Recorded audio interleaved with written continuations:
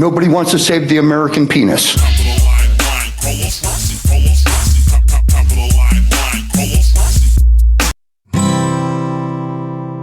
I'm white, and I've got everything I need. No one clutches their purses when they're in a room alone with me. And I can drive for any neighborhood I please at any hour, and the police don't do a thing. So if I see a penny on the ground, I leave it alone and fucking flip it. I'm a straight white male in America. I've got everything I need. I'm a guy getting paid more than a girl with a degree. And I can walk down the streets after dark, no one wants to rape me. And I can get a girl pregnant and just as easily flee. Just like my straight white male dad did to me. So if I see a penny on the ground, I leave it alone and fucking flip it. I'm a straight white male in America. I've got all the luck I need. I've got a pile of broken mirrors and I'm walking under ladders and I'm spilling tons of salt, but to me that doesn't matter, cause my skin and my gender and my orientation are the best things to have if you live in this nation. I recommend it highly.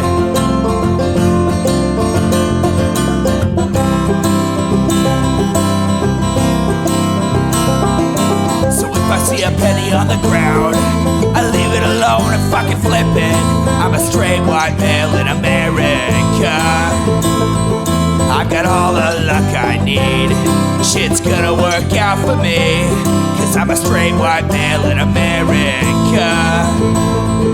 I've got all the luck I need. Hey everybody, welcome to the Intellectual Dollar Tree. We do this show live every Wednesday at 7 p.m. Pacific right here on Twitch. That's twitch.tv/Echoplex Media. If you're listening to the podcast, please follow that channel. We want 10,000 followers now. Also, we're on YouTube, live on YouTube. Nobody's going to watch us there. And we're also live on Facebook, and they will eventually mute us for playing our friends' music. You can support this project. Go to echoplexmedia.com, click the support tab, pick your favorite way. I prefer the merch, but you can make your own decisions. I am producer Dave, and you can find me on Grindr. Hey, there's a woman on the show, and the woman is the media one, which you will rarely ever find me on here. But you can also find me here on Echoplex, streaming on Monday and Tuesday mornings for Shasta County bonus content, and it's usually where Soups lives, but this week, we couldn't do that. And since we fired HK... That's just the rumor we're going to start. We fired HK.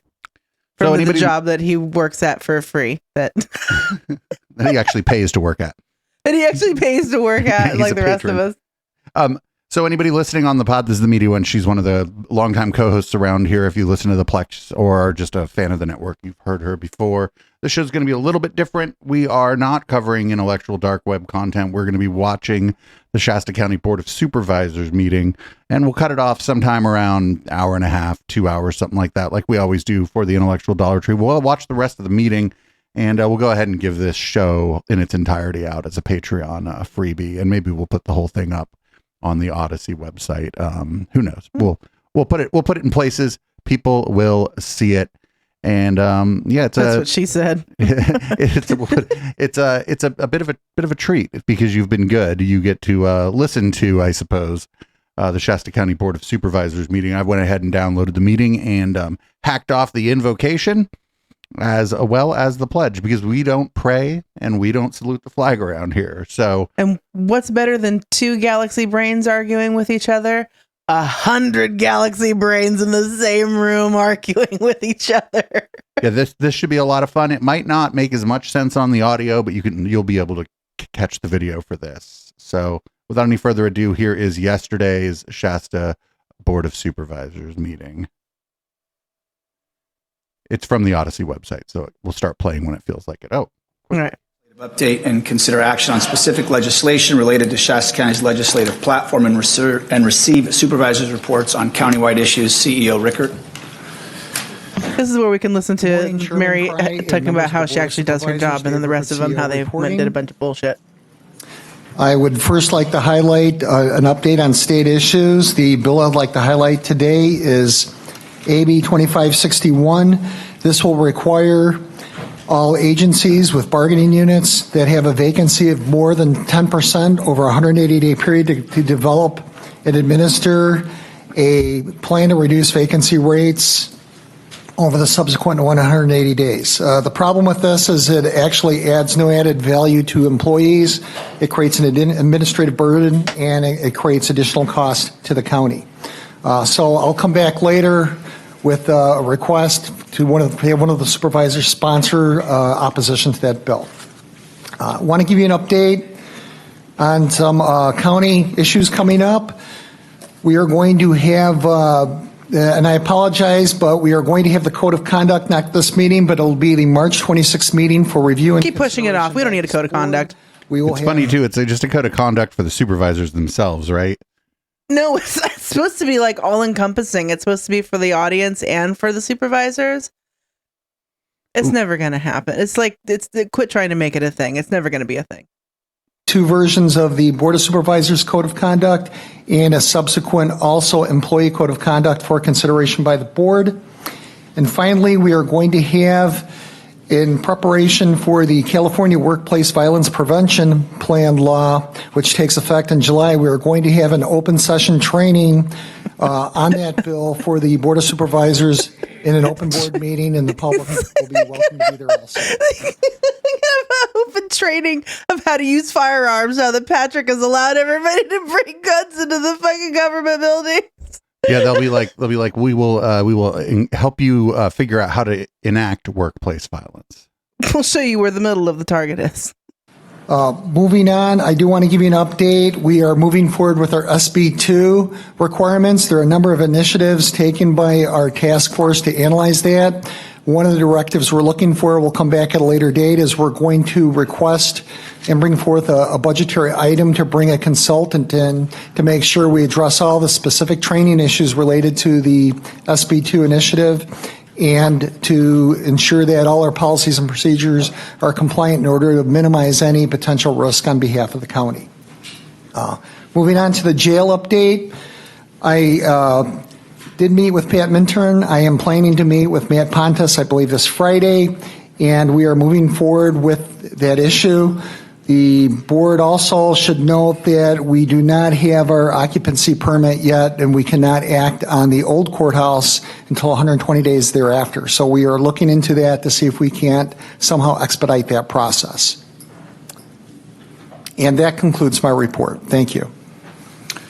Thank you, CEO Rickert. Supervisor Rickert, let's go ahead and start with you. Certainly. I attended the SHARC meeting, the Shasta Health Assessment Redesign Collaborative. Todd Smith from Mercy Medical reported that there was an assessment done, and it looks as though, and I talked about it before, as far as Shasta County, we are short, and this is primary care physicians only, that we're short about 60, which is kind of a crisis for our county. So that's something that we need to really focus on, and to try and attract qualified physicians to our Good luck. county. Yeah, good luck. Attended the Mental Health Alcohol Drug Advisory Board meeting. We had a presentation on Care Court, and that, since that's going to be coming to Shasta County, it was really informative, and I think that as a board we need to have more information on that. So I think I've asked that we follow up with a presentation here at the board level. We also had a presentation by the Rough Out Ranch and how it can be used for therapy for kids. And so I'm a firm believer in getting kids outdoors, and especially around animals, livestock. So I really enjoyed that particular presentation. I attended Restart Reading, Addressing Drug Addiction at Simpson College, and that was eye-opening. I think that we need to spend more time on this particular subject. As of right now, we have an average of 48 deaths per 100,000 of our population in Shasta County to drug overdose. That's 48, and then you add another, we're 180,000, we're talking 70 deaths a year. And we are not hearing enough about that. This county Was that a duck? is in crisis. Trying to turn it all I did run into former county council Jim Ross the other day, and I just wanted to make a public announcement in terms of how much I appreciate all the efforts he made when we worked on the opioid settlement. And he had another attorney with him from originally from Mendocino County, and he reiterated that Jim Ross was the leader in the state in terms of getting that settlement, the counties organized and that settlement taken care of for us. And so as a result, we received millions of dollars that comes into this county. So I just want to give credit where credit is due. And I'm sure, Alan, you can agree with that. Yet another highly effective person left the county's employ. Yeah. Ross did actually lead out in that He did. statewide effort. It's not uncommon for the county councils to work together on things, but Jim actually took a heavy lift on that. He did the heavy lifting, and I remember working with him on it, and it was a heroic effort on his part. And like I say, he has a lot of capital out there with a lot of the county councils throughout the state, so they really appreciated what he did. I attended in MacArthur the Firemen's Carnival. It was a really great turnout. Been talking to members of the various groups up there in terms of the volunteer fire department. It looks like they're working some things out, and so I'm very optimistic. Every time they read what they've done, she's done more than the other four combined. Dude, and the other guys are like, I went to a breakfast. I went to the people fluff my ass dinner. I went to some gun range shit. Problem solved. She's like going to like drug and Attended the alcohol PSA's, fucking programs, fucking presentations and homeless Area presentations, all Agency kinds of Aging shit for like Associ- the community. Association, yesterday, the funding is going down for seniors, for senior food, and the number of seniors is increasing. So there's a disproportionate issue that we will see probably develop into a serious problem. The COVID funding that had been helpful will cease into September, so I'm concerned about that. Yesterday, I spoke with Resource Management Director Paul Hellman about the application process for the Palisadro committee that's going Also, she doesn't use this time to fucking grandstand and pontificate on a bunch of stupid shit either. Stephanie Blankenship and trying to figure out which Spends most of her time like needs to be used. giving So it I'm up to other excited people who are to see doing progress work. with that. And also, I just want to thank Stuart from staff and their basically research on Senate Bill 1249. It's about the state maybe changing how that is organized and how it works with shifting more power control over taking care of our elderly at a local level. And so we're concerned about losing funding on that particular issue too. So we're keeping an eye on that. So that concludes my report. What all didn't you guys do? Supervisor Kelstra. All right. So on Wednesday the 13th, I had lunch with a constituent and a couple businessmen that are planning a huge project in Cottonwood Anderson area. I took some people out to lunch. They bribed me. I'm going to let them go ahead and make it public. I won't make it public for them, but it's a multi-$100 million project that'll be happening here very soon. You know he getting a taste. And then I'm Oh, with another aren't you glad you got rid of Friday impact on fees? Another project that's going on in my district, and we're at Resource Management, so special thanks to Paul, Leo, Adam, and Sean. And then I had an impromptu meeting with CEO Rickert, and Council Cox was in there, so thank you, gentlemen, for some good advice.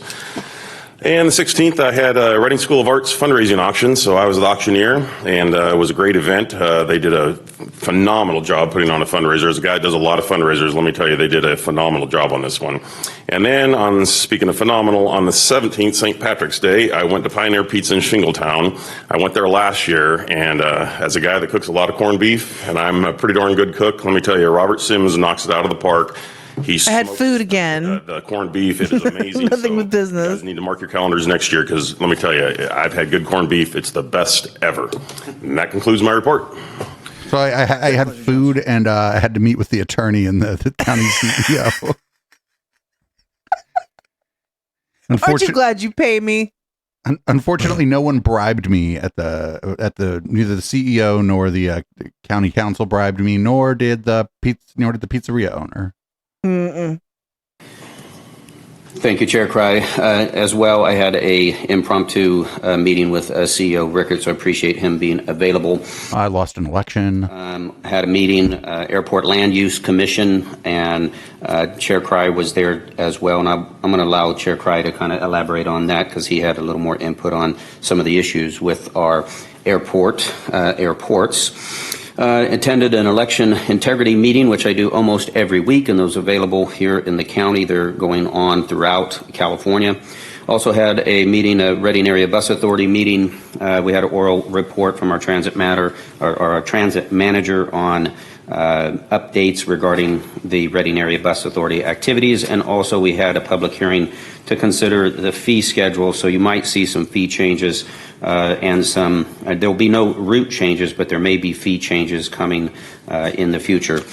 And then lastly, yesterday I was able to go down to the ROV's office and watch the 1% hand tally, and so I wanted to kind of describe a little bit about what I saw there. And so while this election is still going on, the ROV has taken upon themselves to do a 1% hand tally before the contest is over with regard. They did it last year. They did last election. They do it every one. There were 2 tables set up, and the public could view these 2 tables, be it about 20 feet away. There was table 1 and table 2. Election officials would come out with what else would 100 ballots, and they would place the 100 ballots on table 1 and table 84, obviously. 2 individuals on each table would then separate those ballots, and then individually they would count the yes on and the no on the recall of Kevin Cry. On table 1, I could not see the boxes. They were not labeled in a manner that the public could witness what ballots were going in what boxes. So whether it was a yes or a no, an undercounted or overcounted ballot, I couldn't tell. On table 2, and again, 2 groups per table, one half of the table was blocked from view. The other I could see where the box was clearly labeled yes for Cry recall, no for Cry undercounted, overcounted.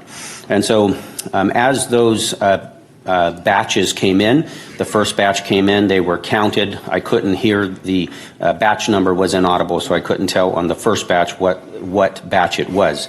The second batch came in, we did hear a batch number, and we did write that batch number down. On table 2, visible to me, I could see that. I really don't understand why he's wasting all of his time doing this shit.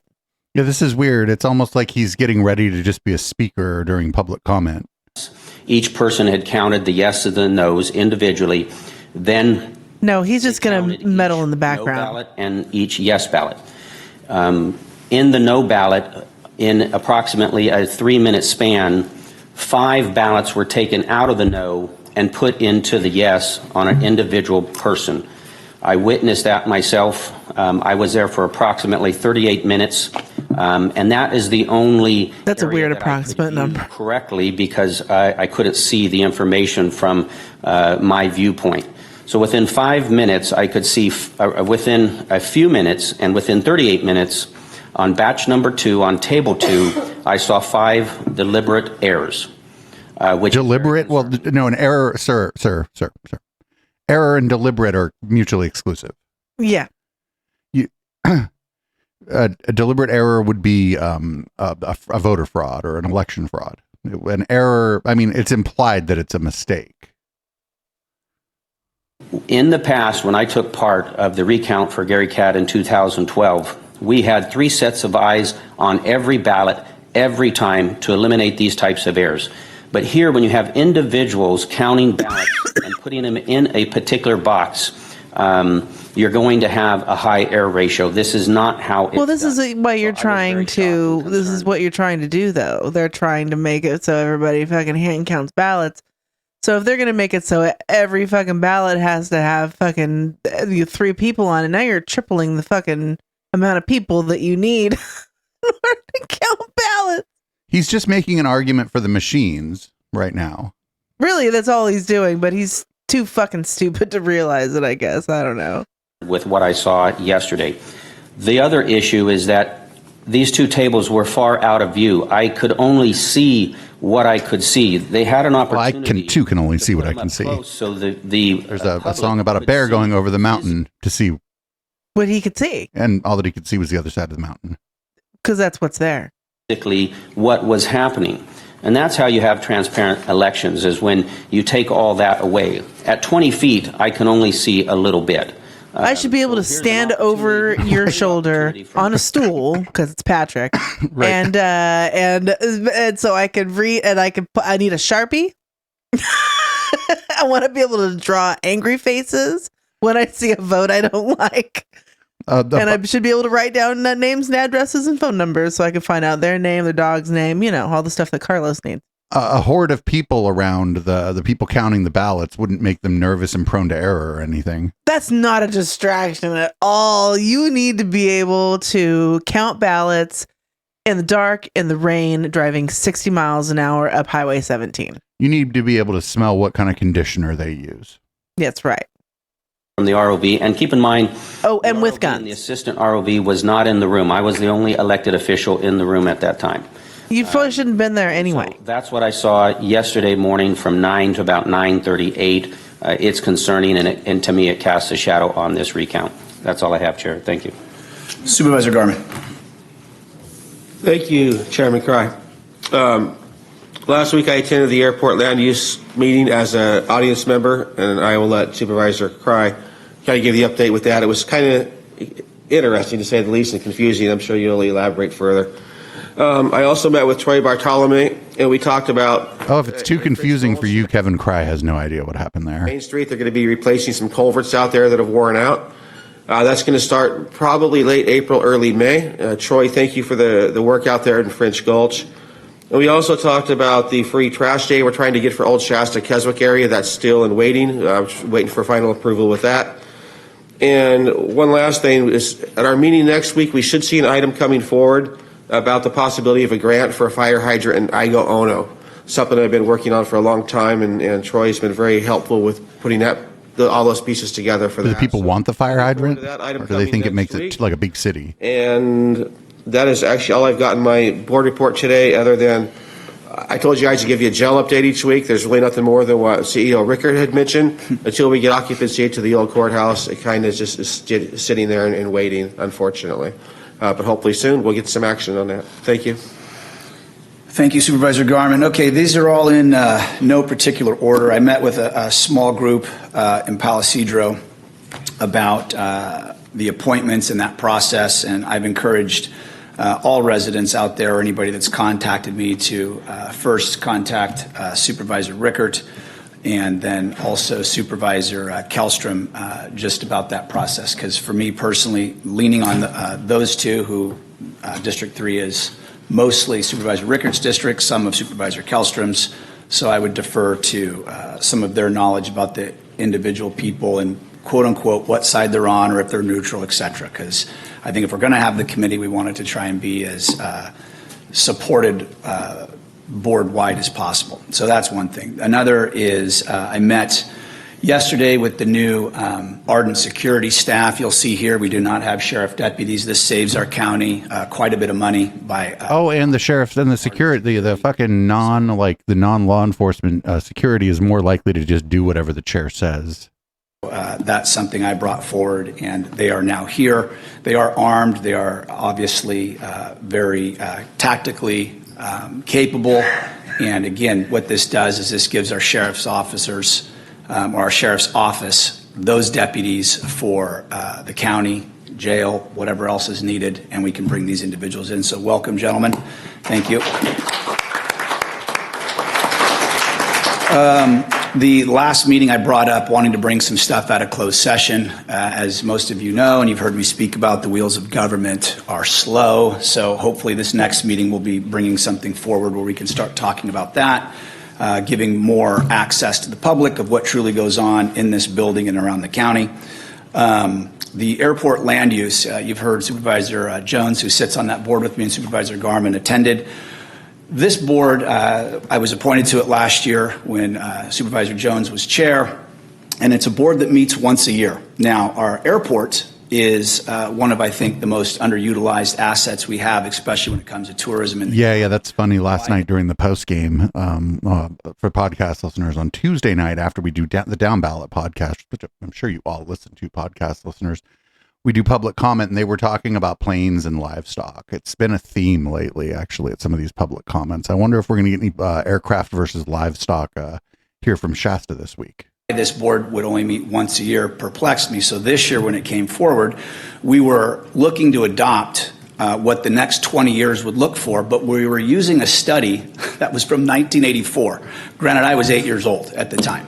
So I said, as a board member, I said, so you're in 1984, I was 8. Meets once a year to adopt a plan of 20 years in the future using data that's 40 years old. I said, tell me how in the world that makes any sense. And so we started calling people up, and we're going to meet a second time, believe it or not. So we're going to double the amount of meetings, and we're going to meet in May because I asked the city of Reading and others to bring information back. Because in the private sector, you would never forecast your company 20 years in the future using 40-year-old data. I mean, it's ludicrous. And well, that sucks for all those people that have to meet with Kevin Cry again. People don't ask questions. It's just business as usual, rubber stamp, and we all just go about our way. So I would encourage you to come to the Airport Land Use Commission meeting in, is it May? Yes. I believe it's May. And not that there's going to be fireworks, but let's actually get something that's July. done, and that makes this airport better. And you shouldn't shoot off fireworks at the airport in July. Or anywhere in Shasta, actually. I really want to touch on is, well, no, it's just dry. Well, yeah, they do it at the convention center, which is now owned by Bethel. But in the last 2 weeks, I'm not sure of the timing, but I've had an unreal amount of employees and different people coming forth with whistleblower reports. I want to thank. Oh no, the whistleblowers. Oh, is this that fucking QAnon sort of thing? Work that they've done. Or is this different whistleblowers? Really, this is it's different whistleblowers. Look into wherever the employees see it, but if you're an employee and you want to bring something forth, you have to know that you're going to be supported, I would believe, by this entire board, and making sure that your concerns are heard. And then also, my boss is don't woke. Leave your name, things can't be investigated. But I appreciate the amount of employees that are coming forward on some items, and the day of reckoning is coming. So, all right, with that concludes my report. It's always something's coming, something's coming, something's coming. The storm is coming. Yeah. March 19th, 2024, as Women Veterans Appreciation Day in Shasta County. Mr. Tucker, our VSO, please come forward, sir. Thank you, Chair. Thank you, Board of Supervisors. We appreciate it, and thank you very much for. We've seen him before. He seems like a reasonable person. What's he doing here? All of our honored guests could be here. I really do appreciate that, Chair. Before we get started, I would like to say we have two residents here from the home. One's name is Loretta. She is a United States Army veteran.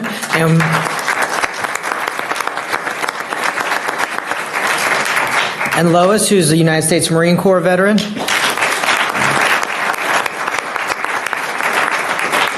In addition to our guest speaker, I'd also like to honor Veteran Services Representative Tori. She is a gunner's mate in the Navy and a weapons expert.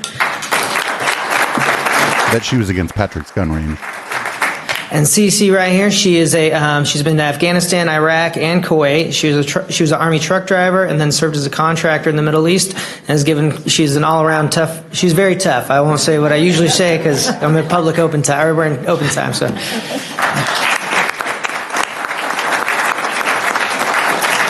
All right, thank you very much.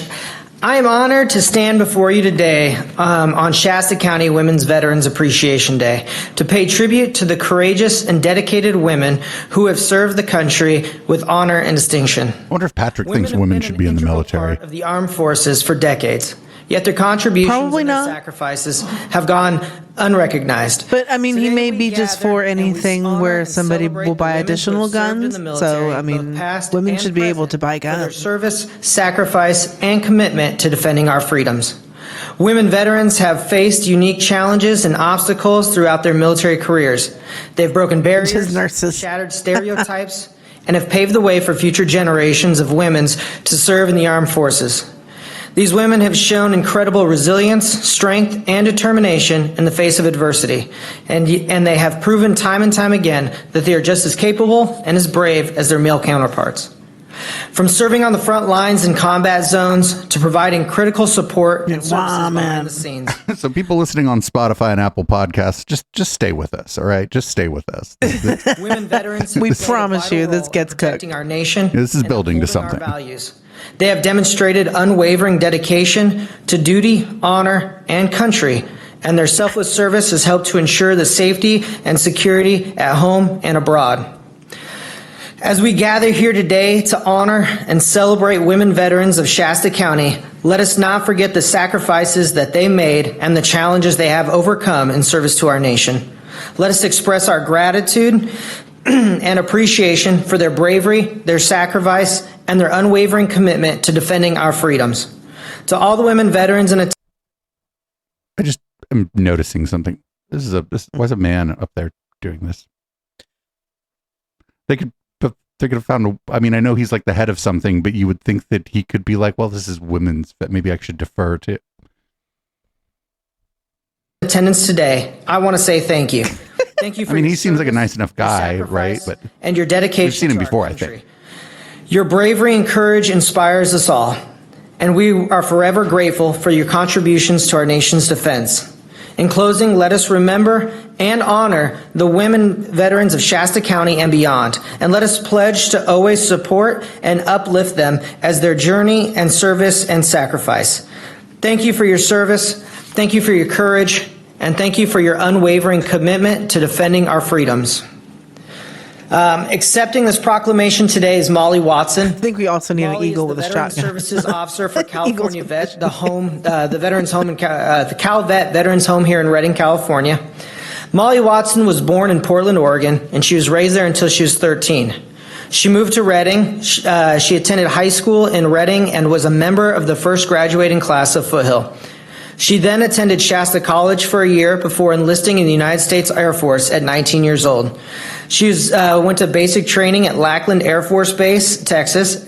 Then after service tech, she reported to her first assignment at Kirtland Air Force Base in New Mexico. From there, she went overseas to Japan for almost 5 years before returning stateside to Colorado Springs, Colorado, and working inside the Air Force Station there, Cheyenne Mountain Air Force Station, what many know as NORAD. This was her shortest assignment due to her third son being born 3 months premature and needed to relocate to a lower evaluation for his health. Her final assignment was a service journeyman at Travis Air Force Base in Fairfield, California. She served on active duty for 11 and a half years and reached the rank of E6 Tech Sergeant. While on active duty, she earned 2 associate's degrees and her bachelor's degree in addition to her military awards. After service, her husband's final assignment in the Air Force led the family to Spangdahlem Air Force Base in Germany, where Molly completed her master's degree in psychology and worked with the Department of Defense dependent schools.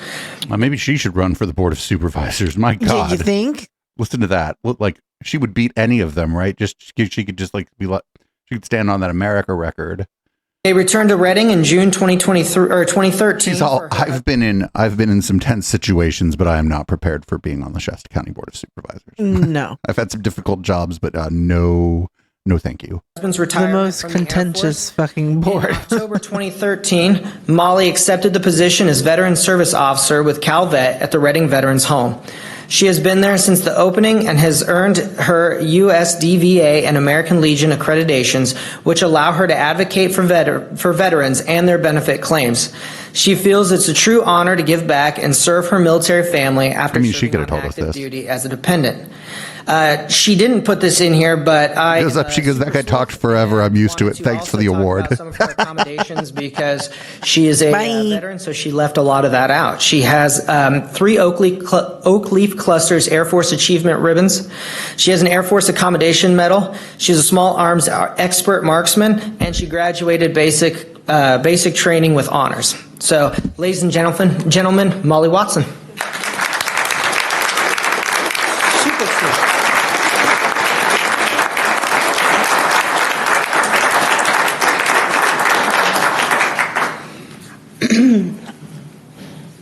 Good morning to the board.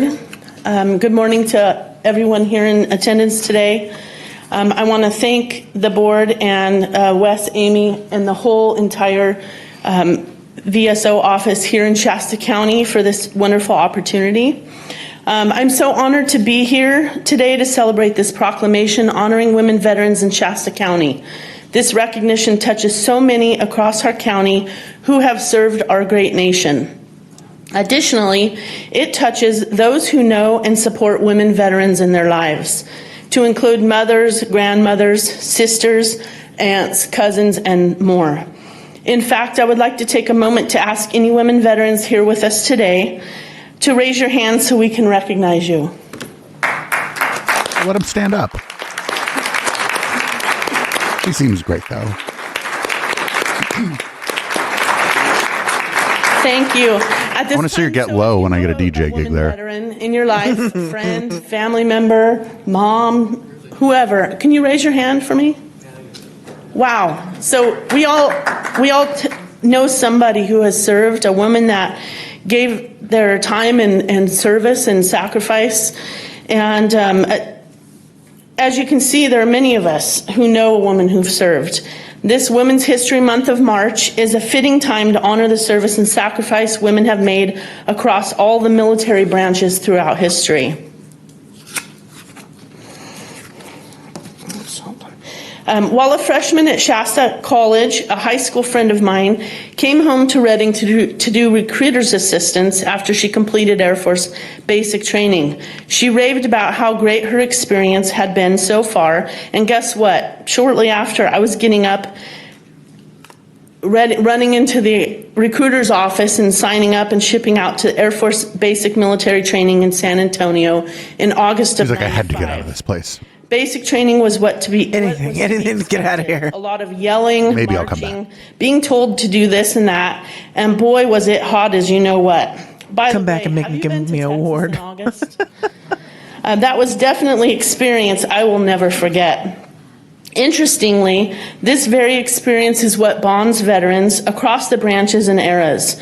No matter our age today, we all went through a grueling experience that broke us down and built us back up into what we needed to be to fight, survive, and be part of the team. We learned to lead and follow and work together to accomplish the mission always. My experiences in the Air Force, like those of my fellow women veterans, are etched into my memories forever. I am so grateful for the opportunities I was given to learn, lead, teach, and triumph through adversity.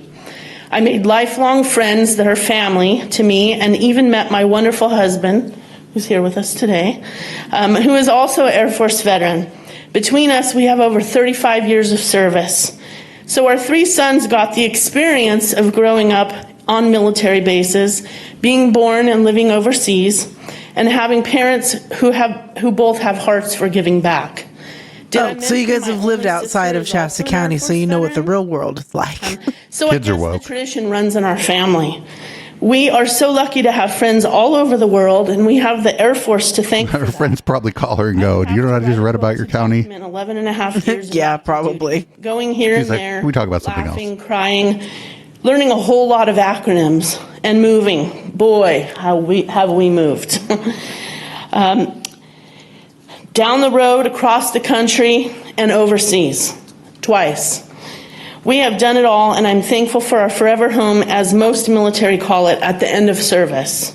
As a military woman and mother, I will say I push myself to not only set an example for my airmen, but also for my kids by taking my education very seriously and constantly pursuing it while I served. I know many women who did the same and took their experiences and turned them into careers in and out of the military to support their families. I am ever grateful for the many chances I've had after service to utilize my skills and abilities that I've learned in the military. Today I'm in my 10th year serving as the Veteran Service Officer with CalVet at the California Veterans Home of Reading.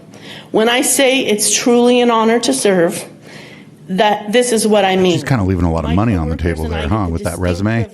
Good for her, though. Caring for elderly and disabled veterans, many of whom are living out the remainder of their lives within our amazing home. We even have a few non-veteran spouses that have been married to their veterans for decades following their service. I want to give a special thank you to the spouses, too, who support their veterans day in and day out. Many of you are here today. This is not an easy job, and I commend and thank anyone who is or has been in that role. In closing, I want to express my appreciation on behalf of women veterans across Shasta County for this wonderful way we are honoring their service. Throughout history, women have served in greater numbers, perhaps none higher than the present. According to the Department of Defense, in 2022, 17.5% of military members were women. And while the overall number of the armed forces population has decreased, the percentage of military women has increased slightly. That means you and I will likely come into contact with more women veterans in society who will bring important skills and abilities to our families, our workplaces, and our communities. We can all benefit from the values and service these military women bring to the table. Thank you for all who have served and to all for joining us today. May our troops always be protected wherever they may serve.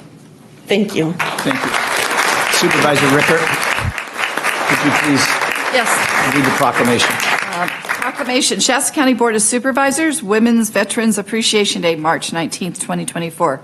Whereas the women who have served in the United States Armed Forces have made significant contributions to the defense of our nation and the preservation of our freedoms, and whereas more than 35,000 women served in World War I, 350,000 in World War II, more than 1,000 in theater in the Korean War, and more than 7,500 in theater women served throughout the world during the Vietnam War, and another 41,000 in theater women were deployed during Operation Desert Storm, risking their lives to serve their country. And whereas the sacrifices and dedication of women veterans have often gone unrecognized and unappreciated. And whereas it is important to honor and celebrate the service of women's veterans and she found a typo in the proclamation. That's great.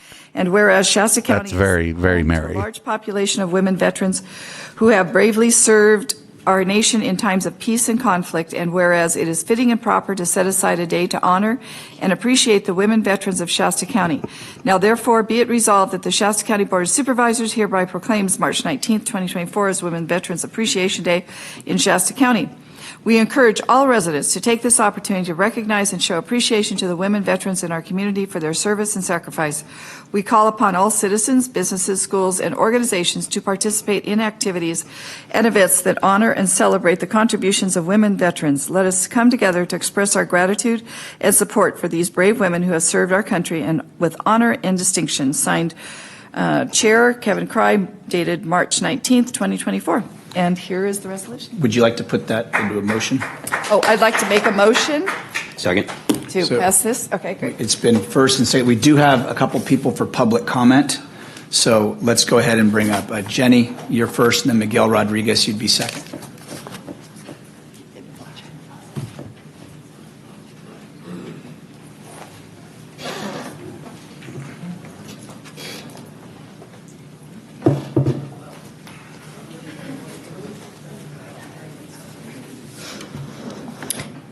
As many of you, I do have friends who have served who are women. I'm kind of disappointed to not see at least one of them today. I hate to be a downer on such a beautiful thing, but I will open with a quote from Thomas Paine. These are the times that try men's souls. The summer soldier, the sunshine patriot, will in this crisis shrink from service of their country, but he that stands now deserves love and thanks. The Sunshine Patriot is a person who can thank a veteran for their service in good times, but shrinks away when it costs them something. Thank you to everyone here who has served our country, who has sacrificed in all manner. But I do have something serious to ask. Where was this honor for Karen Ramstrong, who also was a woman veteran? Where was this honor when you treated her with such disdain when she served for this county? Where was the honor for the veteran get him. You lied to, Patrick Jones, when you when you lied to them and told them, you told them lies about the new Veterans Hall so that you could seek vengeance on the DA? Where was your honor when you stole from the Veterans Museum? You held a barbecue in their name and then embezzled the money. I hope this country honors their brave and honorable women. Hell yeah, get them, Jenny. For their sacrifices and their service, but I hope you sit out, Patrick. because you can only give what you have. Miguel Rodriguez. Damn. Stealing the money from a barbecue charity is low. Sure, Cry, members of the board. It's a lot easier to come up here as a community member. I thought it was an interesting coincidence that we are doing this today, and I want to come up here and read what was written about my sister, who is a veteran through the armed forces. So this is through the 2nd Dental Battalion. In honor of Women's History Month, we would like to recognize a bona fide trailblazer in military women's history. Of the 7% female military force who deployed in support of the Operation Desert Storm, there was one enlisted Army construction equipment repairman that would go on to become the leading force in military medicine, inspiring both men and women. That trailblazer is our own commanding officer, Captain Sherry A. Carveo. Born in Alabama and raised in Colombia, she started her dental career in 1998, graduating top of her class, magna cum laude, with a BS in dental hygiene, commissioned in the Navy under HPSP program in 2001, and ultimately earned her doctorate of dental surgery degree in 2004 with high honors. She went on to serve various units, deploying to Operation Iraqi Freedom, leading and inspiring thousands around the world. She is currently serving as our CO for the 2nd Dental Battalion and the last female commanding officer of the Naval Dental Center area. Her personal decorations include the Defense Meritorious Service Medal, Meritorious Service Medal, Navy Commendation Medal, 2 awards, Army Commendation Medal, Navy Achievement Medal, Joint Meritorious Unit Award, National Defense Service Medal, 2 awards, Southwest Asia Service Medal, and Kuwait Liberation Medal. Captain Carveo is a member of the American Dental Association and American Association of Orthodontists, a fellow of the International College of Dentists. I want to thank you, honestly, for bringing this forward. She has fought in many wars to allow me to come up here, allow everybody to come up here, and have freedom of speech. Thank you. Mo, coming up. Oh, Mo is a mixed bag. Thank you, ladies, for your service. Good morning, board. My name's Monique Willeen, and I wanted to come up here when I saw this on the agenda and say thank you. My best friend is Master Sergeant Robin Williams in the Air Force for 21 knows Robin Williams, years, I believe, recently retired. It is my pleasure every day that I get to tell her to her face, thank you for my freedoms, my First Amendment right to speak. Thank you for what that must be annoying. She is a veteran of a foreign war. She served in Operation Iraqi Freedom. She was there when they pulled Saddam Hussein out. When she talks about the stories and the things she went through, she also she was stationed in Guam, so I get to hear how she played ping pong and pool and all that amazing stuff. And I saw a quote, and I think of my best friend. I've known her for almost 30 years, and she's very near and dear to my heart. And this quote says, some people live an entire lifetime and wonder if they've ever made a difference. I'm going to add a positive difference, because of course we all make a difference. But a veteran doesn't have that problem. So I just want to say thank you to every lady who served. I know the first woman who was enlisted, her name was Loretta Walsh, 1917. It wasn't until 1949 that it became the norm to enlist women in the military. So I thank you for being strong, having moxie, and being the giants that we get to stand on your shoulders. So thank you sincerely for everything you've ever done for us, for this country. Again, thank you.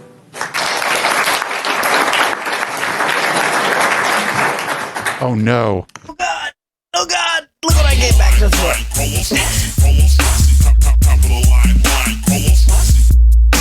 That's Lori Bridgeford's theme song. I too would like to acknowledge the women in the service, especially those that had been involved ages ago, decades ago. You were trailblazers. You had to endure a lot of bias, discrimination, sexual violence, rapes, etc. And you had to either cover it up, tell your friends, or it just went silent. So I know that has happened. We read the books, we read the articles and so forth. So I want to acknowledge that.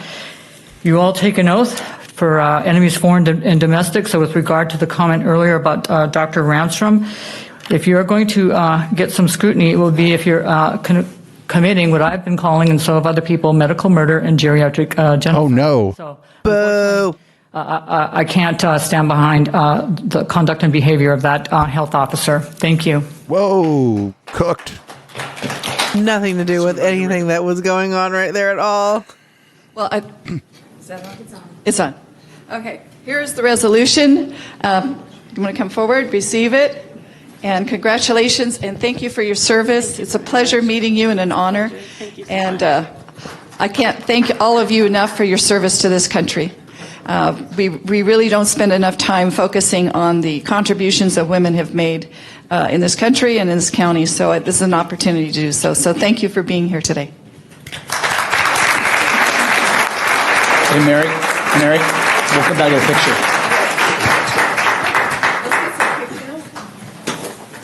Can we get some pictures with all of you? All right, we'll go. I think they do a picture every time. They act surprised every time. It's like the first time. We'll go ahead and skip through the picture.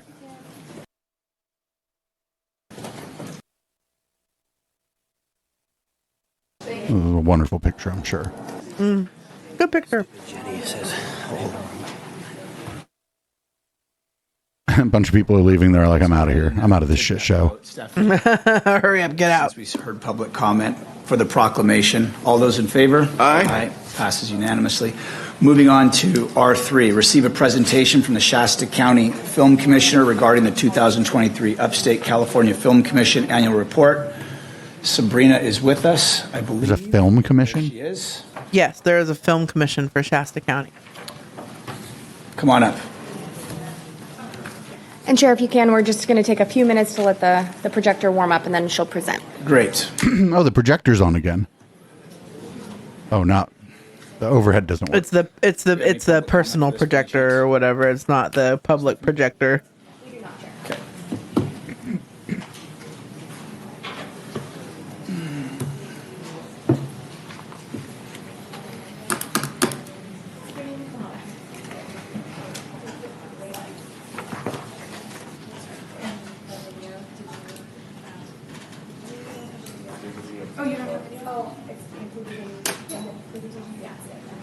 Welcome. Good morning, board and everyone. Thank you so much for allowing me to be here. This is our annual update, so I'll be reporting on our 2023 activity. I thought it would be fun. Hopefully the video works. We did a sizzle reel of our released projects and reported projects for 2023. So it's short. Way back to the early 60s, Lake Shasta seemed like the likely place to go. You know, the Rat Pack in Vegas, they were of us.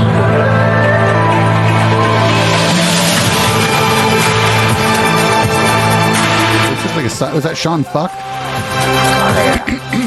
It's like a Scientology commercial too. It does. Just wait until they see what happens. Curious? Okay. It's on. No. No, it's off. Fuck Sean Fucked.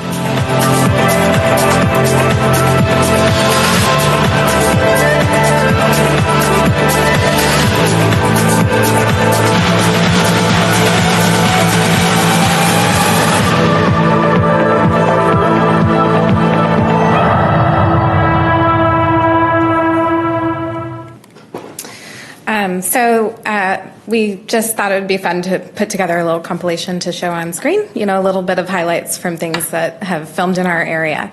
There's always new faces when I come in and speak, so just to remind everybody, the Film Commission is here to promote economic development by promoting our region to the film industry. We act as the primary liaison between our region and the film industry. So we're so don't come for us. We're not wasting county money. Okay, just calm down. Area from basically start to finish. There's potholes to fix. Why are we trying to make movies? That we're contracted with our various people that we contract with to provide these services. We maintain affiliations with a variety of professional industry organizations. That gives us opportunity for leads. It gives us educational opportunities to make sure that we're staying current with what's happening in the industry.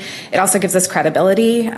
People will go to those sites to make sure that somebody here kind of speaks the language for what the industry is looking for. They know that we're going to understand what their wants and needs are. So those are a variety. Those are the organizations that we're affiliated with, and they represent from statewide to international. We participate at industry events and meetings throughout the year. These are some of those that we did last year. So you have a magazine in front of you, the California Locations Award Show. That event is in December. I actually chair that show. We have over 650 industry professionals. It's an invitation-only event. And that's our primary target audience. We actually acknowledge and award location managers that are choosing to film in the state of California. We've had several nominations make it to the final and writer strikes. And so we were able to kind of utilize the separation as an opportunity to expand because 9 counties in the North State don't have a film commission. So we have had conversations with other bordering counties. We're actually consulting with Siskiyou County, who just kind of relaunched their film commission. Yeah. Okay. Well, thank you. Great presentation. Thank you. Beautiful places to film up there. So, do you find that most of the talent that come here for these films are members of SAG? It depends on the projects. So when you get into, they were originally going to call it the Film Actors Guild, but that was a problem. Projects, you are typically going to be having SAG members as part of it. So it does make a big difference. Like we could have one SAG project that totally outdo any year we've ever had in a few days. So that's it why I just was depends. curious because of the strike. If that, it did affect it because we had several projects that were on our list that had SAG attached to it, and so they weren't able to continue because they just weren't. Yeah.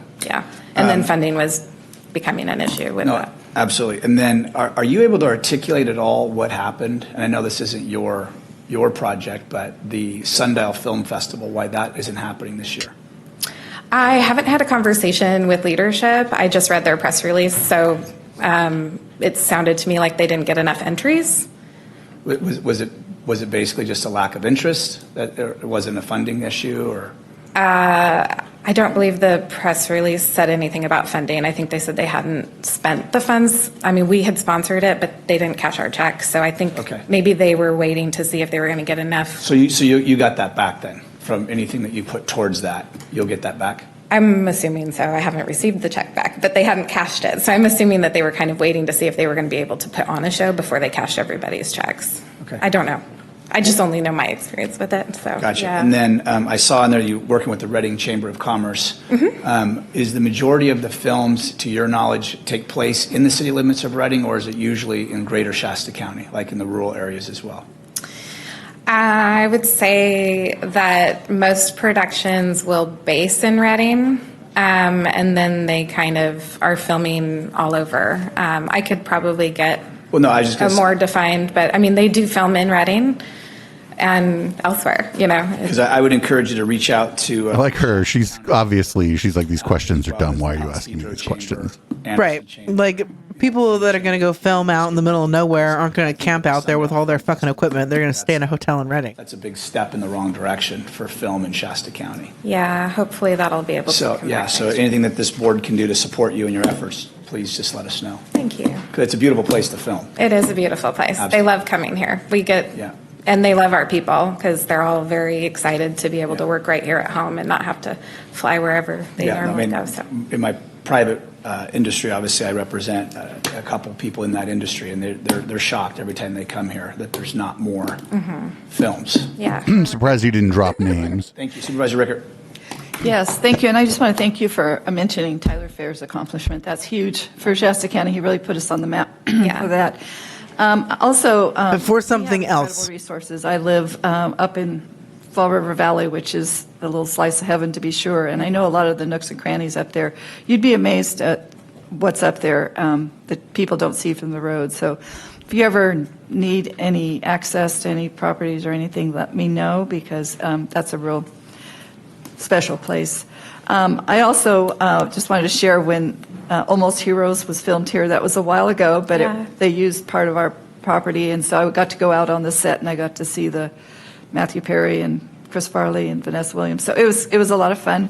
And Mary will name drop. We have the river, and that's got to be a huge asset too. So nice. A lot of resources here for film production for sure. So anything I can do, let me know. Thank you so much. Thank you. Thank you. You bet. Patrick, so if you want to use my guns. Pacific Gas and Electric regarding efforts to underground electricity transmission lines throughout Shasta County and other local projects. This is sponsored by Supervisor Garman. Ayla Tucker, welcome. Oh, it might start to get spicy here. Thank you, Chair, and thank you, PG&E. board members, for inviting me to speak today to provide a presentation. My name is Ayla Tucker. I am the Government Affairs Representative for PG&E, and today I have with me my colleague, Mike Weaver, our Public Safety Specialist. Why are you putting child tunnels down there with electric lines? PG&E's undergrounding efforts specific to Shasta County, and then also I want to touch on the program. Burying power lines is just an excuse to build more tunnels started, for mole children, undergrounding Dave. program is related. Our 10,000 Shasta is like a high fire risk area. It's really smart to put as much of that shit underground as possible. And if that means building tunnels to the Getty, it means building tunnels to the Getty. You have to compromise somewhere, right? Right. to distribution lines and not transmission lines. So just wanted to clarify that before I go forward with our presentation. To set a little bit of context, in 2021, PG&E announced the 10,000-mile undergrounding initiative. And since then, we have been making efforts to ramp up undergrounding in the highest risk areas. The numbers are really funny. Provided a map here that we're all fairly familiar with. It's Shasta County, of course. And this is the It needs map to be a that giant uses But it's the LOL. lull in the middle. to assist in our identification of the highest fire risk areas. It comes to no surprise to the community that we have a lot of high fire risk areas in Shasta County. Like the whole county. But something that I wanted to highlight to kind of set the tone is within, we have our 10,000-mile undergrounding program, but that is overall a part of our community wildfire safety program, which has a myriad of different programs to include enhanced power line safety settings, public safety power shutoffs, system hardening efforts, different efforts that we use. Right here you can kind of see layers of protection. So as I said, using latest technologies on equipment like enhanced power line safety settings, using temporary outages when necessary, vegetation management, so keeping those trees and branches away from power lines, installing stronger power lines and poles, hardened equipment on our infrastructure, and then of course undergrounding those 10,000 miles of power lines in the highest fire risk areas. Specifically, this undergrounding program is not necessarily like other undergrounding efforts that we do. Sometimes when there's a new subdivision, depending on the requirements of that subdivision, maybe there's going to be undergrounding placed there. That's very different from our 10,000 mile initiative that is specific to reducing wildfire risk from our equipment. So I wanted to be mindful of the time that I have here today, Chairman. I know you had asked to keep the presentations to 8 minutes, so I'm going to do the best that I can. Before I really delve deep into the meat of my presentation, I wanted to highlight that at the end of this presentation, there is a myriad of customer resources. I did print those out. There's about 50 copies Ooh, we from can the public. skip much They're of on this here. Well, also what's hysterical is that Reading proper doesn't even use PG&E. It's Reading Electric Utilities. Oh, that's cool. Aspect as well, because there was a few years ago a really bad wreck just a couple hundred yards from our house where somebody hit a pole, and so there's other safety that comes into this other than fire risk as well. So just thank you for all you guys are doing to help us become a safer fire community. Yeah, absolutely. It's definitely aesthetically pleasing when you don't have those poles. I will say for community members that look around when we do an undergrounding project and still see poles and say, why the heck are those poles there? They're supposed to be removed. There are still communication lines, and if the communication lines did not join us in the trench when we undergrounded, those lines are still going to be on the poles. So in those situations, we cut off, the top where our infrastructure is, but the communication lines are still there. That's just kind of one of the nuances that not everybody realizes. They think, oh, well, all the poles will be gone. And yes, in some cases that's true, and in some cases there are still going to be communication lines in there. But you're absolutely right. There is a huge benefit to reliability. On the back end, there is cost savings associated with that. So basically, she showed a slide, and it was I think the initiative started in 2021, and it's a 10,000 mile fucking high fire danger initiative or whatever, and they've gotten like 100 miles done. Focused. It's hard work. Thank you. I very appreciate it. Yeah, but actually currently it's been like 3 years. Which has been, I've talked to you before. And arguably PG&E is one of the more wealthy. I mean, he may not be as wealthy as Mr. American Telecoms and Communication. It's a process for sure, and I would just encourage any board member, if they have any concerns, to please reach out to me so we can work with that project manager on that project and make sure that we get everything taken care of. Thank you. Supervisor Kjellstrom. Well, that kind of answered my question because, I fully support this project. I mean, 100%. I think what you guys are doing is great, reducing the fire risk, and a lot of it is in my district. But I do hear constantly on the roads, and I try to point them out. So I'll forward those to you unless there's somebody else I should do it to. But I try to point them out, like West Anderson Drive and Panorama Road. You guys put the trench down the middle. You patched it over, or the project manager patched it over. They weren't real great, but then you went back and patch it over again, smooth everything out, and everything's fine. So I hear almost daily Gas Point Road, and I keep trying to tell them, go out West Van Anderson Drive. They'll come back. They have to let the patch settle. The weather has to be right. They'll repave it. They'll smooth it out. And then I went to Shingletown on Sunday, so I heard Wilson Hill Road. So I went home Wilson Hill Road because, so I'll just reach out to you then. And then if it's real hot, the road will just come off on your tires, and so you don't have to really worry about it. You take the road home with you. Dig a trench. Unfortunately, we try to stay outside of the road if we can, but sometimes that's the area that makes the most sense. And so when we do that, we initially do a temporary patch, and that temporary patch isn't perfect. And then we do come back afterwards and make it a lot nicer, make it smoother. But definitely happy to connect with any customers that have concerns about that. We do, for each one of our undergrounding projects, we have a dedicated customer service rep where we do all of our outreach. She has a single point of contact. Customers can reach out to her, talk through those issues. Same thing, like let's say they think there's some sort of damage that their property incurred for whatever reason during the process. We can make sure they get in contact with our customer service rep. She's fantastic, and we'll make sure that everything gets taken care of. Off the top of your head, I don't want to put you on the spot. I know you're not the project manager. You have any idea on Gas Point Road? I don't. Okay. No, not off the top of my head, but I can. I'll reach out to you. Thanks, Ayla. Supervisor Rickert. Yes, and first of all, I want to say this must be Tucker Day at the Board of Supervisors Chambers because your husband was here earlier, so it's good to see you in person, Ayla. Yes. So I have a couple questions. So in choosing the areas that are target, is it based on population? When I looked at the dots, I know of a lot of really high hazard areas for fires, but it looked like it was more in the more populated areas. Is that what do they base their criteria on? I'm going to bring our public safety specialist up here to elaborate. Yes, he gets to answer a question now. Thank you. Hey, good morning. Again, my name is Mike Weaver. How we target locations to be hardened is a big toolbox, and that's using, Ayla mentioned some of that, advanced learning, AI technology. We use fire modeling programs such as TechnoSilva. Our meteorological team and our distribution operators team use information such as outage information, vegetation management information, how many trees are striking our line in a geographical area. But what I do specifically is, Ayla mentioned, I retired from a 33-year career with CAL FIRE. I'm the real-world, boots-on-the-ground fire guy that says, boots on the ground. I don't care what your techno-solo fire model says, but we know what happens around Whiskeytown, French Gulch, Igo Ono. So nothing is allowed to happen in Igo Ono. Specialist team who spent our careers, incident commanders on some of these very complex wildland fires we have had.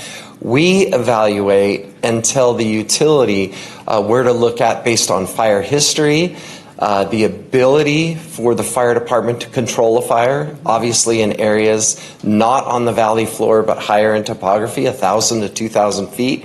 You're getting into really rough topography, really thick vegetation, the critical assets and infrastructure that reside in these communities, water treatment plants, hydrant systems. We just really help steer to move the system hardening where our wildfires occur over and over and over. And that's obviously not on the valley floor where the fires are much easier to control. So population density, asset, number of assets we have. So that's really how it's So it's a complex formula, really. Oh, it is. It is. It's a lot of different tools. So how many miles, I have you up there, how many miles have you completed in Shasta County? Well, do you have that slide? I missed that. Is it 100? It's back in the back. And I think I want to say 74 since we've started this program, 47 planned for this year, and then 8, I want to say planned through 25 to 26, but let's see if I was honest there. Okay, so here it is, Yes, here, 74. I was. Okay, I must have missed that. All right, and then one last question. I see a lot of new poles being switched out from old poles, and it looks like a different kind of material that you're using. What is that material? I've been curious. Organite. We call it an intumescent wrap. It's a fiberglass material that is enveloping the pole from top to bottom. And what that does is that just lets the poles survive radiant and convective heat as the fire front passes through. Which is a smart move. It's a very smart move because from a fire department perspective, we want to keep the poles standing so that we get the public's egress out in a time for evacuation, and then the fire department's ability to get ingress when the fire begins. Nothing worse. 2013, the Clover Fire, 180 wooden poles fell down. I was the first one on scene. I couldn't get my guys in, and I couldn't get the evacuees out. So that's another factor where we look at for undergrounding versus hardening overhead, is we really try to underground on those thoroughfares that is the one way in and one way out for the public. Well, that's smart. To access a fire and be successful. Right. Well, thank you. Good. I think they should fucking pressure any of the communication companies to underground that shit too while they're digging the trench. Yeah, But serious. I think that would probably require a functioning county government. Well done. And for different agencies to work together. Thank you. Okay, good. All right, we're going to move on to public comment period open time during the public. Oh, let's go. Let's go. This is what it's for, everybody. This is what it's for. We're going to run the podcast a little long here, but we are going to cut it off in the middle of public comment. But don't worry, it'll be a freebie. Period. The public may I address. wonder what somebody listening on Spotify right now, like to this podcast, is thinking. They're like, what the fuck is going on? What the fuck are they doing? Like, you waited, and now your waiting reward is paying off. On any matter not listed on the agenda that is within the subject. It's like over an hour of public comments is going to be good. Each speaker is out to speak. They're mad. Please remember, they're mad about 3 the minutes, screen. your mic will be muted to move it along. We will stay in open time until 11:15 when we will move to closed session open time. Again, look ahead if you can to R5 and R6. Please submit a speaker request card if you'd like to speak to items that will be hearing for closed session. That will be at 11:15 approximately. First speaker, Joe Dokes, followed by Dr. Laura Hobbs. Oh, hell yeah. By Lori Bridgeford. Oh, fuck Okay, yeah. I've heard these couple of ones. I got to get a better. Coming in hot. Coming in hot.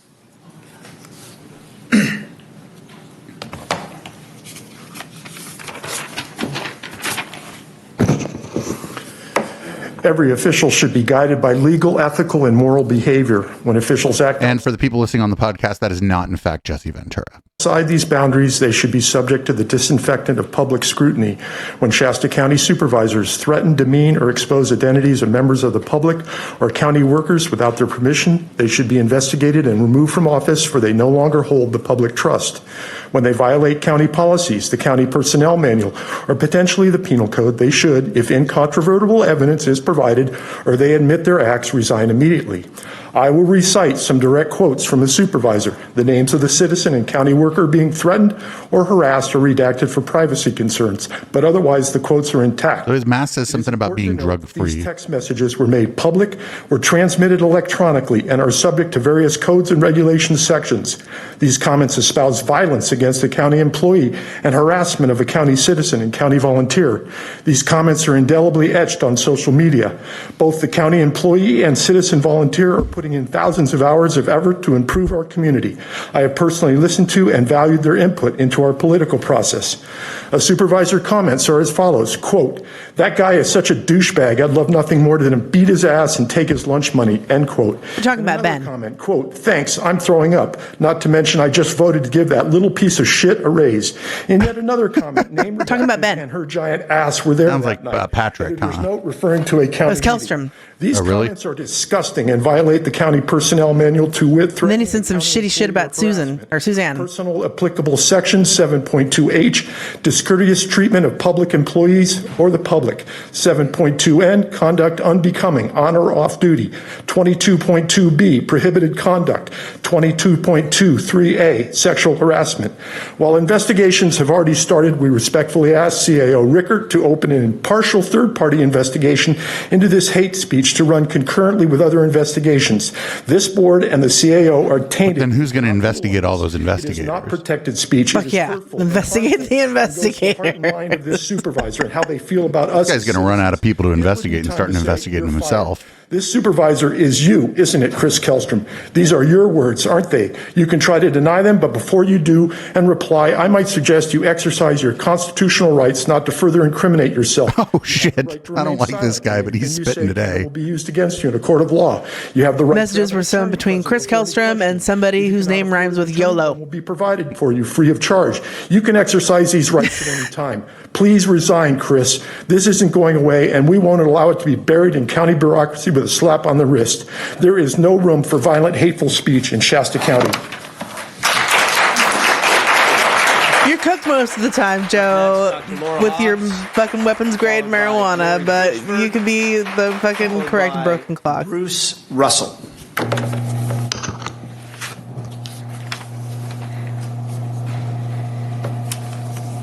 Sorry about that. Power move. Okay, good morning, Board of Supervisors. Dr. Laura Hobbs, candidate for Supervisor District 2. Not anymore. Former. Here speaking. I'd like to discuss with you the election data that we have to date for the March 5th election. Based on data from the ROV's office, early returns counted in drop 1 at 9:08 p.m. on election night. Oh, shit. Is she going to unveil the Shasta pattern of fraud? Submitted actually by more Republicans. I hope she does. She can shut the fuck up about the Mesa pattern of fraud. 300 more Republican ballots than Democrat ballots for each of the 4 districts examined. This dispels the myth that more Democrats vote early than Republicans, and there's a huge difference between the candidates' percentage of the early vote versus the percentage on election day historically. So historically, there's a 0 to 7% difference between these two numbers. However, in this election, there was a difference of between 19 to 33% between the early vote and the election day tallies. This is not normal, and we must investigate the Shasta pattern of fraud. Led to this difference. It's concerning and consistent with the Mesa pattern of fraud seen in the cast vote record data. We haven't had a chance to observe that yet, but prior to certifying this election, we must ensure that there's no computer manipulation. Now I'd like to talk about what I've seen as an election observer during the March election. The random 1% hand count was not selected at random in public view. During this count, observers were unable to hear the batch numbers, and they were unable to see the ballot marks. The people counting had their backs turned towards us, and they were blocking our view of the ballots. Currently, they are conducting a recount of the recall election, and I would like to know who requested this recount, and I hope that other it's mandated election that were similarly it's within 100 votes. would also be recounted. Close enough. The way they are conducting this recount is different than any other election. Hugo Chavez, Shane. It's quite concerning that they don't have an observer from each party. So if you wanted to have a fair recount, you would have two people, one from the yes on cry, one from the no on cry, and they would both come to a conclusion on the intent of the voter for every single ballot. What? Honey, the yes on cry people are tired. We have a pool. You know how long that would take? Elderly ladies that are conducting this recount. There's no one able to actually see the ballot markings except for these ladies, and we have no observers from either party. So this is not being conducted in a fair fashion, and the fashion that the citizens of Shasta County would like to see in order to have. No, honey, it's the same fucking like a half a dozen people who want to go in there and fucking cook all over everything. It's just not how you do an election. Was conducted in a transparent fashion.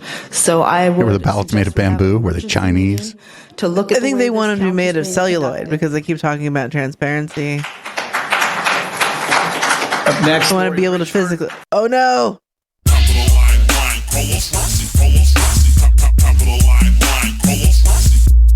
People on the podcast, I'm just not going to explain that joke to you. Fuck it. Followed by Bruce Russell, followed by Alex Bilecki. Oh, no. Good morning, Board. Lori Birchford, and I'd like to welcome Ardent Security, Private Security. And, she's like, I recognize those who serve. Get the fuck out of here. I'd like to welcome the security guards. Fuck out of here. That's what Patrick Jones said earlier. Being the only supervisor or person at the meeting yesterday to observe is absolutely just stultifying. I'm shocked. And I agree with Dr. Hobbs that there's Dr. Hobbs.